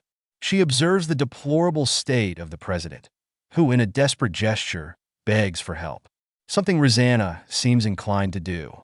Trembling, she apologizes to the president.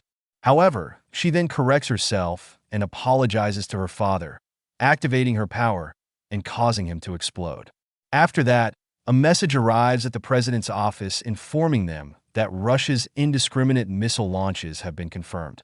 Because of this, the United States announces they will eliminate Russia immediately for the sake of world peace. This surprises Rosanna, who screams for them not to do it. She informs them that she is the Russian Minister of Defense and announces that the president is dead, and they surrender. But the man who appears to be the president of the United States tells them, "Go to hell." The already critical situation worsens as Rosanna's children arrive at the location where she is. She immediately tells them she had warned them not to come because it could be dangerous. Despite this, the little ones run to hug her, leaving her stunned. After that emotional moment, she calls her children by their names, Medv and Elisa. Kneeling, she tells them she will definitely protect them. Then she embraces them as a sign of comfort. Back in the present, she reflects on the promise she made to her son and daughter.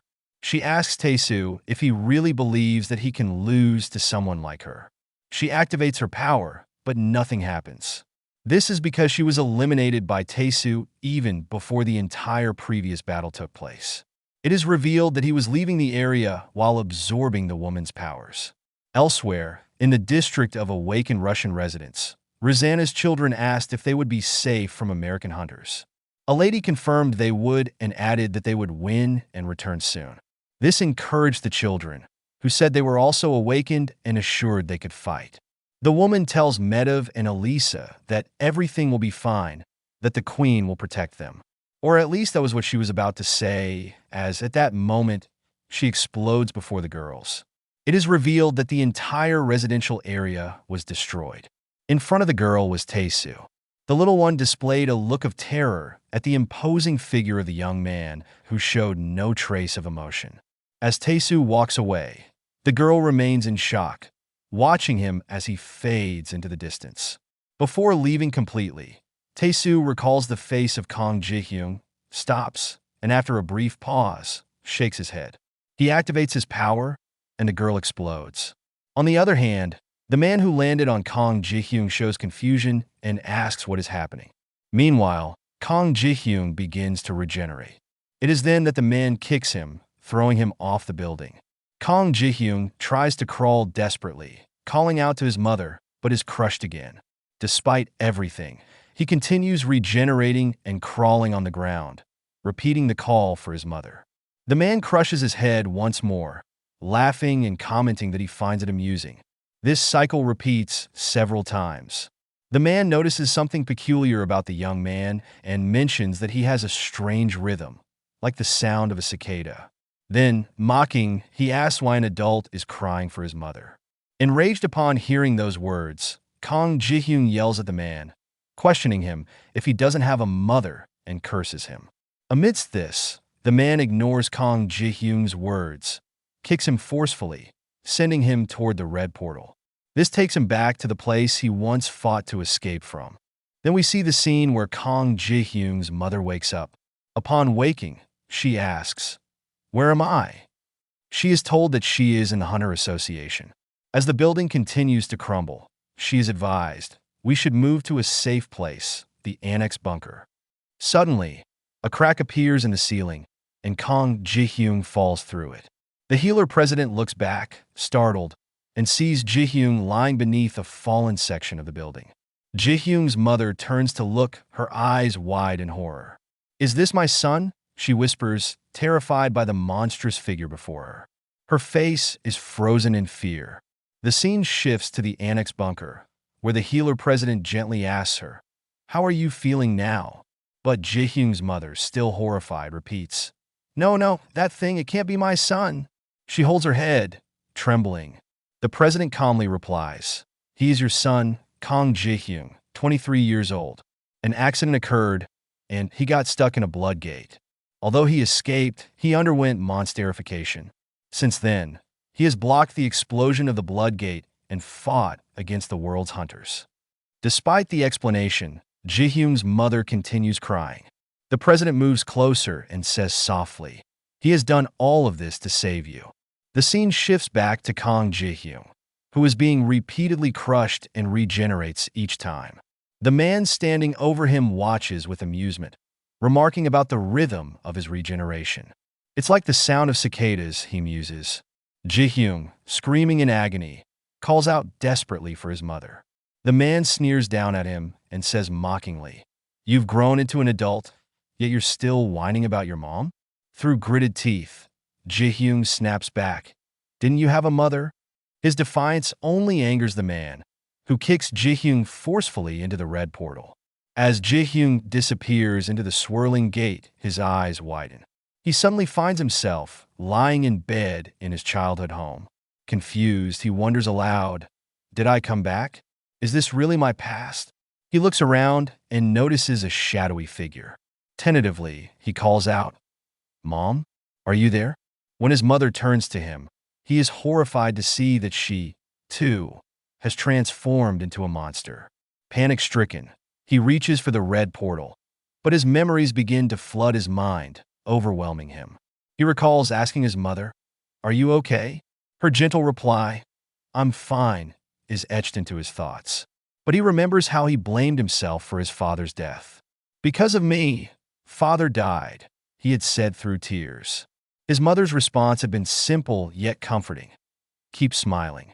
As long as you smile, everything will get better."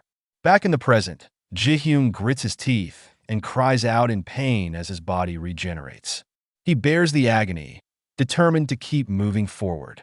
Emerging from the red portal, Ji-hyun locks eyes with the man who had kicked him in. The man senses an attack, but is too late.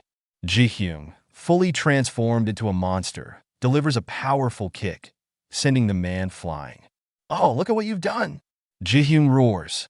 "I've become a monster again because of you. I just wanted to see my mom. It was my only chance. Why did you do this to me?" Ji-hyun's voice trembles with rage as he curses the man. The man backs away, trying to create distance, but Ji-hyun launches himself at him with unrelenting fury. The man quickly braces himself, leaping into the air to avoid the devastating attack. The scene shifts to China, where an ancient building looms in the distance. Inside, someone remarks, "That monster is on a different level. Even the American Lucas lost to him. Can we fight back?" China's number 2 SSS rank hunter, Ling Zhuwei, scoffs at the question. "How absurd," she says dismissively. "Did you really think he would lose to that monster?" Meanwhile, back in the battle, Ji-hyun is on the brink of grabbing the man. The man summons a spear, a grotesque weapon that seems alive, pulsating with monstrous energy. Ling Zhuwei continues. In China, we quickly resolved the gate situation with our overwhelmingly high number of hunters. But then the hunters escaped the nation's control and united to start a new generation. However, they all died by the hands of just 2 people. Standing atop their corpses, Ling Zhuwei addresses his partner beside her, saying, "You're killing everyone, and I'm reviving them to make them into slaves. Is this how we're going to unify China?" The figure replies coldly, "Yes." And that's how China was unified. The reason it was possible was because of one person. This man now faces Kang Ji-hyun. With a menacing grin, he says, "I arrived here because I heard there was someone strong, illogical, and nonsensical strength. And it was really worth it." This is China's #1 SSS rank hunter, Luan Guang. However, to his shock, Ji-hyun, in a flash, slices him into pieces. Standing amidst the carnage, Ji-hyun growls, "So, you were just having fun here?" But it was a clone of Ling Guang which was shattered into pieces. He strikes back at Kang Ji-hyun and confirms with attitude that he is really enjoying it. Due to his attack, the building behind Ji-hyun also cuts down into pieces. Multiple spears around him floating in the air, and he announces that it is really fun. But Ji-hyun again regenerates and emerges from the broken building and says to Ling Guang that he is also enjoying it, and hits him with a punch on his back, which makes a huge shockwave. But to surprise Ling Guang holds the Ji-hyun hand and asks him that he did not get it all, and kicks Ji-hyun on the face, while saying that the strong entity that I was eager to fight against in here was supposed to be a monster, but you are just a human. But Ji-hyun coldly asks, "So what?" But Ling Guang says that he senses that your mana is definitely of a monster's and kicks him into another building. The building shattered into pieces. But Ling Guang confused and asked Ji-hyun that monster won't fight while protecting others. But you must have someone or something over there. But a creepy smile on Ji-hyun's face comes up, and he says that yeah, there is my mom who abandoned me and ran away, but I still love her a lot. Ling Guang, after hearing to Ji-hyun, says there must be some kind of story behind it. And he thinks about her backstory, that nothing's the same, my younger sister and I, ever since we were young. Men are accustomed to dream of being the strongest. We are ever ready to fight powerful enemies. If you are strong, then I will fight you and defeat you. And he makes his stance to fight. He declares that let's do this. As he strikes Ji-hyun, he calls out that this is really fun, but the spear he uses says it's hurt and scream in pain. But Ji-hyun strikes back at him, saying that I'm also having fun, but Ling Guang blocks his punch with his spear, but due to brutal force of Ji-hyun, the spear broke into half. As Kang Ji-hyun about to strike again, Ling Guang summons another spear, and about to strike with it, but the spear screams that please save me, as the spear approaches to attack Ji-hyun, strike at the spear with his fist and shatter it into pieces. But Ling Guang still have multiple spears floating above him. As Kang Ji-hyun looks onto his hand, he found that it looks like a human eye. Ling Guang explained it that it was an ego sword. A blacksmith made it for me using the corpses of hunters. Kang Ji-hyun, amazed to hear this, while launches himself to Ling Guang to attack him again. He says that it was really something cool. But the spears strike him and cuts his head off from his body. Kang Ji-hyun regenerates his head, but it is again cuts off. The cycle continue for a moment. Kang manages to attack Ling Guang, sending him back to the wall, where an old man appears. It is S-ranked blacksmith Hal Yakbong. Ling Guang looks at him, saying, "So you have arrived," and asked him, "Did you gather the corpses of the hunters?" Blacksmith replied back that yes, I have brought them with me, there's around 40. As Ling Guang fights with Ji-hyun, he says to blacksmith that it all for you now to make a weapon for me. The blacksmith hand turns into a hammer, and he nodded that I understand, and make a deadly weapon with them, and start forging the weapon with the core. Ji-hyun looks in confused as he sees the core molding into a weapon and scream coming from them. The blacksmith, with sweat all over his body, come in saying that I made it a masterpiece for you. It looks like a huge flail, and the core scream out and calling Mom. Brother? What is this? Kill me. I'm scared. Save me. And the old blacksmith handed over the weapon to Ling Guang. And he thanks the old blacksmith for such remarkable weapon and attack with that weapon.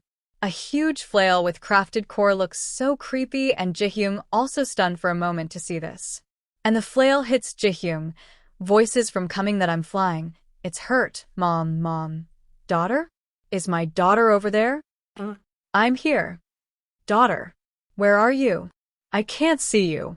Hearing all this, Jaehyung says wow. He grabs the mom and the daughter and smashes them into one another. Jaehyung's face looked so creepy as he says a happy family reunion. Ling Wang attacked Jaehyung again with that flail. The voices started coming from it that it hurts. Go away, don't touch me. Who is it? Hearing all those voices, Jaehyung says it's amazing. All the stupid bastards who were killed by monsters have gathered here. I've killed a lot of people like them, who were once alive. Whereas these people are already dead, they're easy to kill. But a sword about to hit Jaehyung, and Ling Guang announces that I try to record everything when fighting, so I bought an eye in Korea 5 years ago. This ego sword's mana is familiar, and he recalls about his childhood friend who lost his eyes because helping Jaehyung, and in the end killed by the hand of Jaehyung sadly. Ling Guang shows him that this is the owner of that eye. The memories of Jaehyung started to show to Ling Guang as he has that eye. His eyes widened to see Jaehyung past. And he says to Kong Jaehyung that you didn't even fight, and just ran away, and cursed him saying you despicable bastard, and after making a multiple slashes at Jaehyung, he turned away saying just die. And he starts to walking away as Jaehyung cuts into pieces. But Jaehyung lost into his thoughts whereas hold his eyes and someone calls his name, Jaehyung. He looks through with fingers gap. It was his childhood friend, standing in front of him. He holds Jaehyung and says it's fine dude. We are friends, and Jaehyung crying tears falling from his voice. But a suddenly voice changes. Why? Why did you do that to me? When I helped you, why did you kill me? As Jaehyung screams in pain, multiple voices coming to his mind, and the face of his mother also comes in his mind where she was scared because of him, and she says just smile. Kong Jaehyung hold his face, and started to tear apart his face. But he regenerates again and again. Then he cuts of his head, but it regenerates again.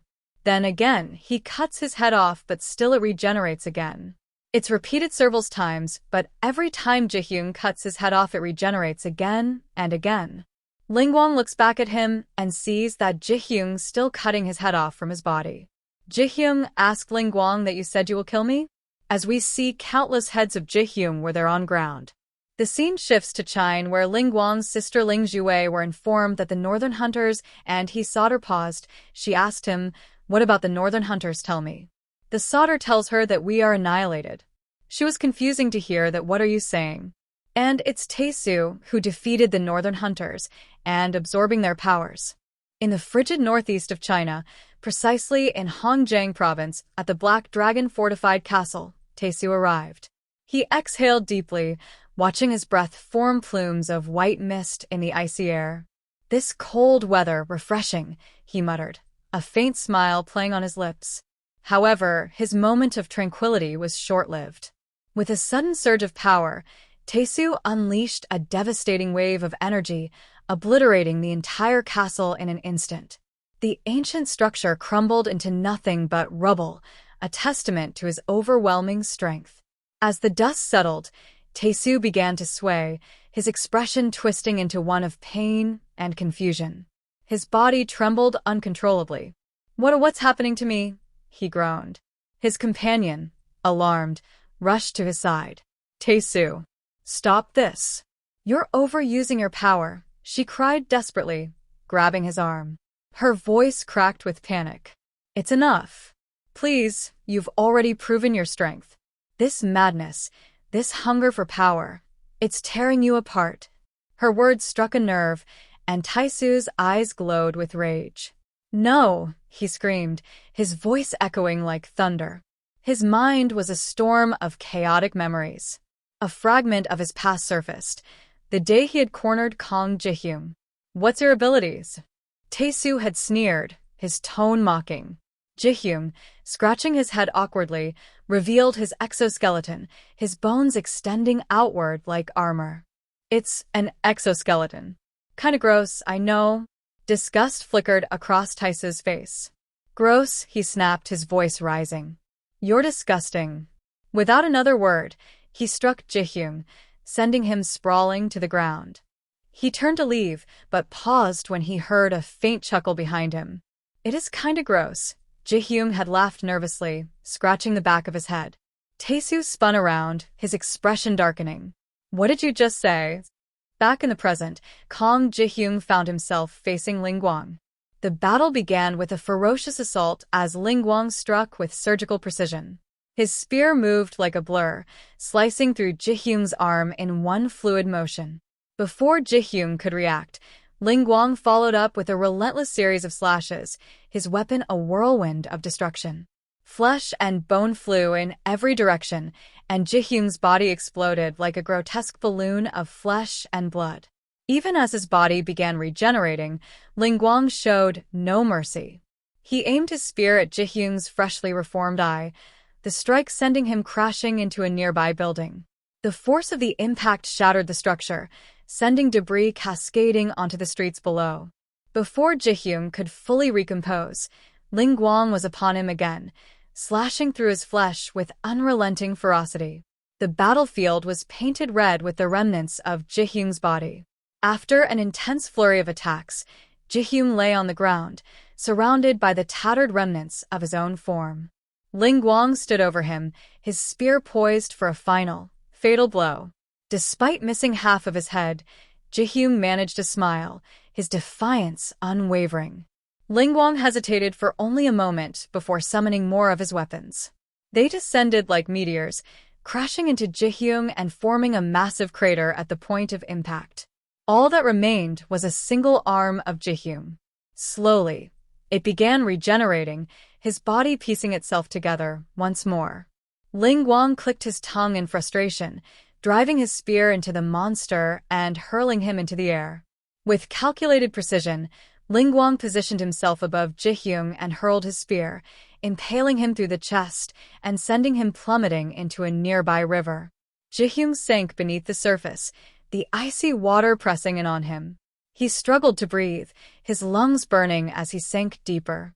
In his desperation, a memory surfaced, his mother's voice, gentle and soothing. "Smile," she had told him. "No matter what, keep smiling." A crazed grin spread across Ji-hyung's face as he lost what little air remained in his lungs. The water around him began to swirl violently. Suddenly, red portals opened in the depths, their energy converging on Ji-hyung. The river erupted into a massive whirlpool, and Ji-hyung emerged, completely transformed. His monstrous form was now even more grotesque and menacing, his aura radiating pure malice. Ling Guang, watching from the shore, tensed. He didn't have time to react before his head was severed in an instant, his body crumpling to the ground. Moments later, green light emanated from his severed parts, pulling his head and body back together. Ling Guang stood, glaring at Ji-hyung with renewed determination. "You're fast," he admitted, "but let's see if you can handle this." Though not fully regenerated, Ling Guang launched another attack. His spear struck Ji-hyung, causing his body to explode in a violent spray of blood and bone. Yet, Ji-hyung regenerated almost instantly, preparing a counterattack. Anticipating this, Ling Guang delivered a rapid succession of blows, each one sending Ji-hyung higher into the air. The battle continued until Ji-hyung was launched into the vacuum of space. In the zero-gravity environment, Ji-hyung's had detached from his body, plummeting toward Earth. The fiery re-entry caused his severed head to glow like a meteor, a grotesque smile still etched onto his face. Ling Guang watched, his expression one of grim admiration. "Beautiful," he murmured, captivated by the sight. Meanwhile, back on Earth, Taesu had been captured. Ling Guang's sister, Ling Zhuwei, approached him, her voice cold and commanding. "Was it you?" she asked, her eyes narrowing. "Were you the one who eliminated my babies?" After saying that, Lin Zhuwei turned her gaze toward Taesu, the realization dawning on her. He was the one who had annihilated her living armors, her army of resurrected dead. She raised her voice, her tone both mocking and disbelieving. "Do you truly believe a single hunter can stand against 100 million of my armors?" Taesu's response was immediate, his voice steady and resolute. "Yes," he said simply, before launching into an attack. His movements were precise and feral, buying himself just enough time to free the girl who accompanied him. He turned to her, his voice a mixture of desperation and determination. I can't give up now, not after coming this far, he muttered under his breath. As the armors relentlessly pursued him, Tae-soo refused to waver. His ultimate goal loomed in his mind like an unrelenting specter, the elimination of Kang Jae-hyun. This relentless determination stirred a memory from Tae-soo's past. He recalled sitting beneath a tree with his friends, the sunlight filtering through the leaves above. One of them leaned in, a serious expression clouding his face. There are too many hunters in the world now. They're fighting among themselves, his friend had remarked. Then, with a sudden shift in tone, he added, if we ever fall in battle, promise me, Tae-soo, absorb our powers. Tae-soo had been incredulous at the time. I can't do that, he had protested, his voice barely above a whisper. His friend smiled sadly, his words lingering like an echo. Even if we die, we'll live on through you. We're your friends, Tae-soo. We'll always be together. Back in the present, Tae-soo clenched his fists, his expression shadowed with regret. I failed you, he muttered to himself. The girl at his side, catching his words, looked at him with confusion. What are you talking about? She asked, her voice tinged with concern. Her question triggered another memory. He had said something similar that day beneath the tree. When that moment comes, I'll already be dead, Tae-soo had declared, his tone final.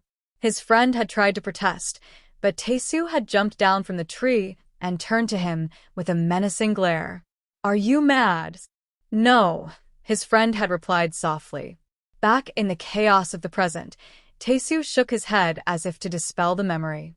I have to avenge them, he murmured, his voice raw with emotion. The girl watched him, her confusion deepening. Tae-soo, what's happening to you? She asked softly. But Tae-soo's focus had already shifted. He was striding alone toward Luan Jue's formidable army. As China's second most powerful hunter, her abilities were unparalleled. She could resurrect the dead and enslave them to her will. Her army was a manifestation of her power, an extension of her dominance. She regarded Tae-soo with a cold, calculating gaze. Do you really think you can take on all of China? She asked, her voice dripping with contempt. Tae-soo didn't respond. His eyes burned with determination as he charged forward. Deep within her, however, Luan Jue felt an unsettling unease. There was something wrong with Tae-soo, something beyond human comprehension. The ferocity of his attacks was unlike anything she had ever witnessed. This man, he's beyond SSS rank, she realized. He doesn't belong to any rank at all. Despite her fear, Luan Jue ordered her warriors to attack. The resurrected dead surged forward, their lifeless eyes gleaming with her command. But their survival instincts betrayed them, and some began to falter, their movements hesitant. Return to the fight. Luan Jue shouted, her voice laced with authority. I'm right here. I'll save you. She activated her power, dispelling their fear and instilling them with a renewed sense of purpose. With a deafening roar, the army surged toward Tae-soo again. But Tae-soo was relentless. He cut through the army like a scythe through wheat, his attacks devastatingly precise. One by one, the resurrected warriors fell, their fear ultimately unable to overcome his sheer strength. As Tae-soo defeated the last of her army, Luan Jue stepped forward. She straightened her posture, her voice resolute. I am China itself. Do you think someone like you could ever defeat me? Yes, Tae-soo replied coldly, before lunging forward and severing her head with a single, decisive blow. In her final moments, Luan Jue's life flashed before her eyes. She remembered her childhood, the day invaders had captured her family's land. She recalled her mother's defiance, standing tall as she faced her captors. This land belongs to the Manhwa sect now, the invaders had proclaimed. Her mother had refused to yield.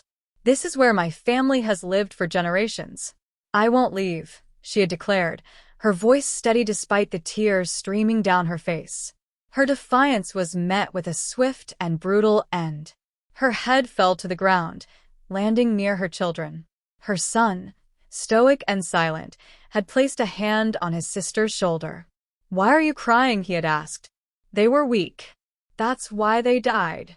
Her brother's words haunted her as she drew her final breath. Back in the present, she whispered, "Am I weak too?" "Yes," Tae-soo replied flatly, pulling a piece of candy from his pocket. He bit down on it, the crunch echoing like the final punctuation to her life. Meanwhile, Kang Ji-hyun was locked in his own battle. He landed a perfectly timed strike, the impact sending his opponent careening into a red portal. Ji-hyun smiled darkly as he watched. "Looks like you're going for a ride," he muttered, the grin never leaving his face. Grabbing Ji-hyun's leg in midair, with a sinister grin, he hung precariously over the swirling abyss of the red portal, his grip unyielding. Ji-hyun, reacting instinctively, swung to cut off Lingguang's hand. But before he could strike, Lingguang unleashed his poison power, sending a lethal toxin surging through Ji-hyun's body. The venom spread rapidly, leaving him momentarily paralyzed. Lingguang took advantage of this brief window and began to climb out of the portal. As he escaped, Lingguang paused to glance back at the chaotic vortex. Awe crossed his face as he muttered, "Is this where you came from?" His tone carried a mixture of disbelief and admiration. "No wonder you're so strong," he added, his voice almost reverent. Lingguang leaped into action, fueled by his renewed determination. His voice rang out, full of ferocity. "You will be the first to feel the full force of my special poison." He launched himself at Ji-hyun with startling speed, embedding his hand, seething with toxins, into Ji-hyun's chest. "This poison," Lingguang declared triumphantly, "is a combination of every lethal toxin in the world. It will intoxicate every cell in your body and make them explode." Ji-hyun froze, his body unresponsive. Lingguang taunted him further. "How does it feel? Can you still fight?" For a moment, it seemed as though Ji-hyun was defeated, motionless and vulnerable. But then, the red portal pulsed violently, sending a surge of energy into his body. His eyes snapped open, burning with renewed intensity. With a guttural roar, Ji-hyun attacked Lingguang, his strength amplified by the portal's power. The impact sent Lingguang staggering backward. As he steadied himself, an unfamiliar sensation washed over him, a warmth that was oddly nostalgic. He reflected briefly on his childhood, recalling the sweetness of a candy he had tasted for the first time, the comforting smile of his father, and the thrill of his first victory in battle. Each subsequent victory had felt less meaningful as the numbers climbed, his second, third, and fourth victories blending into the billions he would claim. Yet, in this moment, standing against Ji-hyun, Lingguang felt something surpassing all of those empty triumphs. Shaking off his reverie, Lingguang activated his power, unleashing a tornado of poison that tore through the battlefield. The storm's ferocity consumed everything in its path, disintegrating both Ji-hyun and Lingguang's bodies into fragments of flesh and energy. As the poison tornado raged, memories of a woman's confession surfaced in Lingguang's mind. She had once stood before him, declaring her love with conviction. Yet, even then, he had felt disconnected, questioning what love truly was. In the splendor of his palace, surrounded by concubines, he had felt nothing but emptiness. One of the women had broken the silence with a soft laugh, tears glistening in her eyes as she spoke with quiet certainty. "Someday, you'll understand what love really is." These fragmented memories collided with the chaos of the present as the energies from the red portal began to merge Lingguang and Ji-hyun's disintegrating forms. Their bodies and memories intertwined in a surreal fusion. For a fleeting moment, the two warriors shared an unspoken connection. Their pasts, pain, and emotions blended, creating an understanding that transcended words. They even smiled, an unsettling harmony in the midst of destruction. But destiny intervened. A massive fragment of the battlefield, hurled into the air by the tornado, crashed down with devastating force.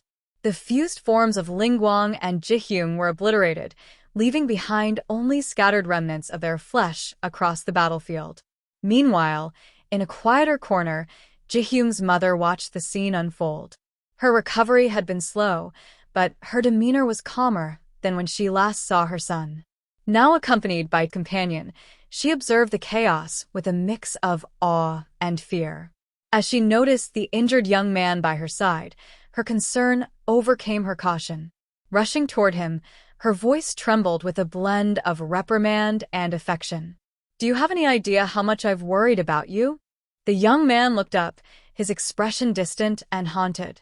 "Why did we end up this way?" he asked, his tone a mixture of confusion and despair. Her heart broke at his words, and she embraced him tightly, as if trying to shield him from the weight of his memories. "I only wanted to be loved," he choked out, his voice breaking with emotion. The woman's own tears fell as she held him, feeling the depth of his pain. Yet something in the distance caught her attention. A figure approached, moving with deliberate slowness. She turned, her heart racing with a mix of unease and curiosity. As the figure extended a hand toward her, she couldn't help but wonder, who is she? It was Hanem holding a severed head in her hands, her expression cold and determined as she faced Tisu. "Yudo," she called out firmly, her voice cutting through the air. "What are you doing here?" Tisu turned to face her, his eyes narrowing with suspicion. Hanem continued, her voice steady despite the grim situation. "I heard you're gathering forces to get revenge on Kang Ji-hyung." Tisu smirked, his gaze sharp. "You want to become my strengths?" "It's not just me," Hanem replied, her tone unwavering. "I've heard there's a hunter in your team who can bring dead Awaken back to life. Please save this person." She held up the head she was carrying, revealing the face of Prime Minister Judo. "We are Japan's 2 strongest hunters. We'll be very helpful to you." Tisu laughed darkly, his amusement echoing in the air. "Okay," he said, his grin widening. As the ritual was performed, Prime Minister Judo's eyes opened slowly, his gaze hazy with confusion. The first thing he saw was Haneme's severed head lying before him, her lifeless eyes staring into nothingness. Tisu sneered, his voice dripping with mockery. "What's up, my honey?" Judo's face twisted in rage as he rose, ready to strike at Tisu. But before he could land a blow, his head was severed in one swift motion. Tisu stood over Judo's lifeless body, his expression cold as he began to absorb the Prime Minister's powers. Memories flooded into his mind, fragments of Judo's past playing out in vivid flashes. Meanwhile, back at the battlefield, the clash between Lingguang and Kang Ji-hyung raged on. Ji-hyung regenerated slowly, his twisted body pulling itself together as he began to walk toward Lingguang. At the same time, Lingguang's own regeneration progressed, though neither of them was fully healed. Both warriors charged at each other, smashing their heads together with a sickening crack.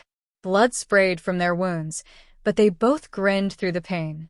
"This is really fun," they said in unison, their voices filled with a shared madness. Lingguang's mind wandered back to his past. He recalled his father, a stern yet broken man who stood over him, trembling with frustration. "Be strong," his father had commanded, his voice cracking under the weight of his tears. "So you won't experience this humiliation again. Become so strong you can beat your father." In the memory, Lingguang clenched his fists, his resolve hardening. And in the heat of that moment, he had done the unthinkable. He killed his father. As his father's lifeless body crumpled to the ground, Lingguang struck a victorious pose, his voice breaking with a mix of triumph and disbelief. "I win," he shouted, only to realize his father was truly gone. Back in the present, the weight of his memories consumed him. Lingguang sank to his knees before Kang Ji-hyung, his head bowed in defeat. "I admit it," he said hoarsely, his voice laced with regret. "I've lost." Gal Yakbong, the blacksmith, arrived at the scene, his hammer hand glinting ominously. He approached Lingguang, his expression grim.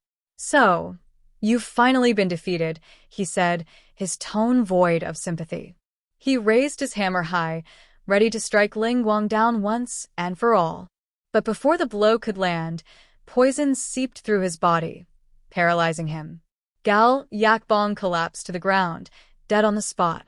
Ji-hyung looked around the battlefield. Everywhere there was bloodshed. Bodies lay scattered, the ground slick with crimson. His face twisted with despair as he took in the devastation.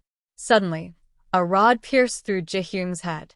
His body jerked violently as he turned to see a heavily injured man standing behind him, his eyes filled with hatred. From the ruins, the victims of the bloodshed began to appear.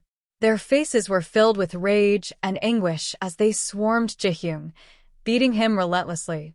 A truck barreled through, running him over, leaving his body as little more than a mangled heap of flesh on the ground. I can't meet my mom now, Ji-hyung whispered, his voice trembling with despair. A man stepped forward, a chainsaw revving in his hands. It's time to die, he snarled, moving toward Ji-hyung. Through his blurred vision, Ji-hyung saw a familiar figure running toward him. It was his mother. She pushed through the angry mob, desperate to save her son. Mom, Ji-hyung croaked, his eyes filled with tears. But just as she reached him, someone in the crowd struck her on the head with a stone. She collapsed to the ground, blood streaming from the wound. Ji-hyung's world shattered. Tears streamed down his face as he screamed, his voice echoing with pain and fury. Thanks for watching. If you enjoyed this video, don't forget to like, comment, and subscribe for more content. Hit the bell icon to stay updated on our latest uploads. See you in the next one. Take care.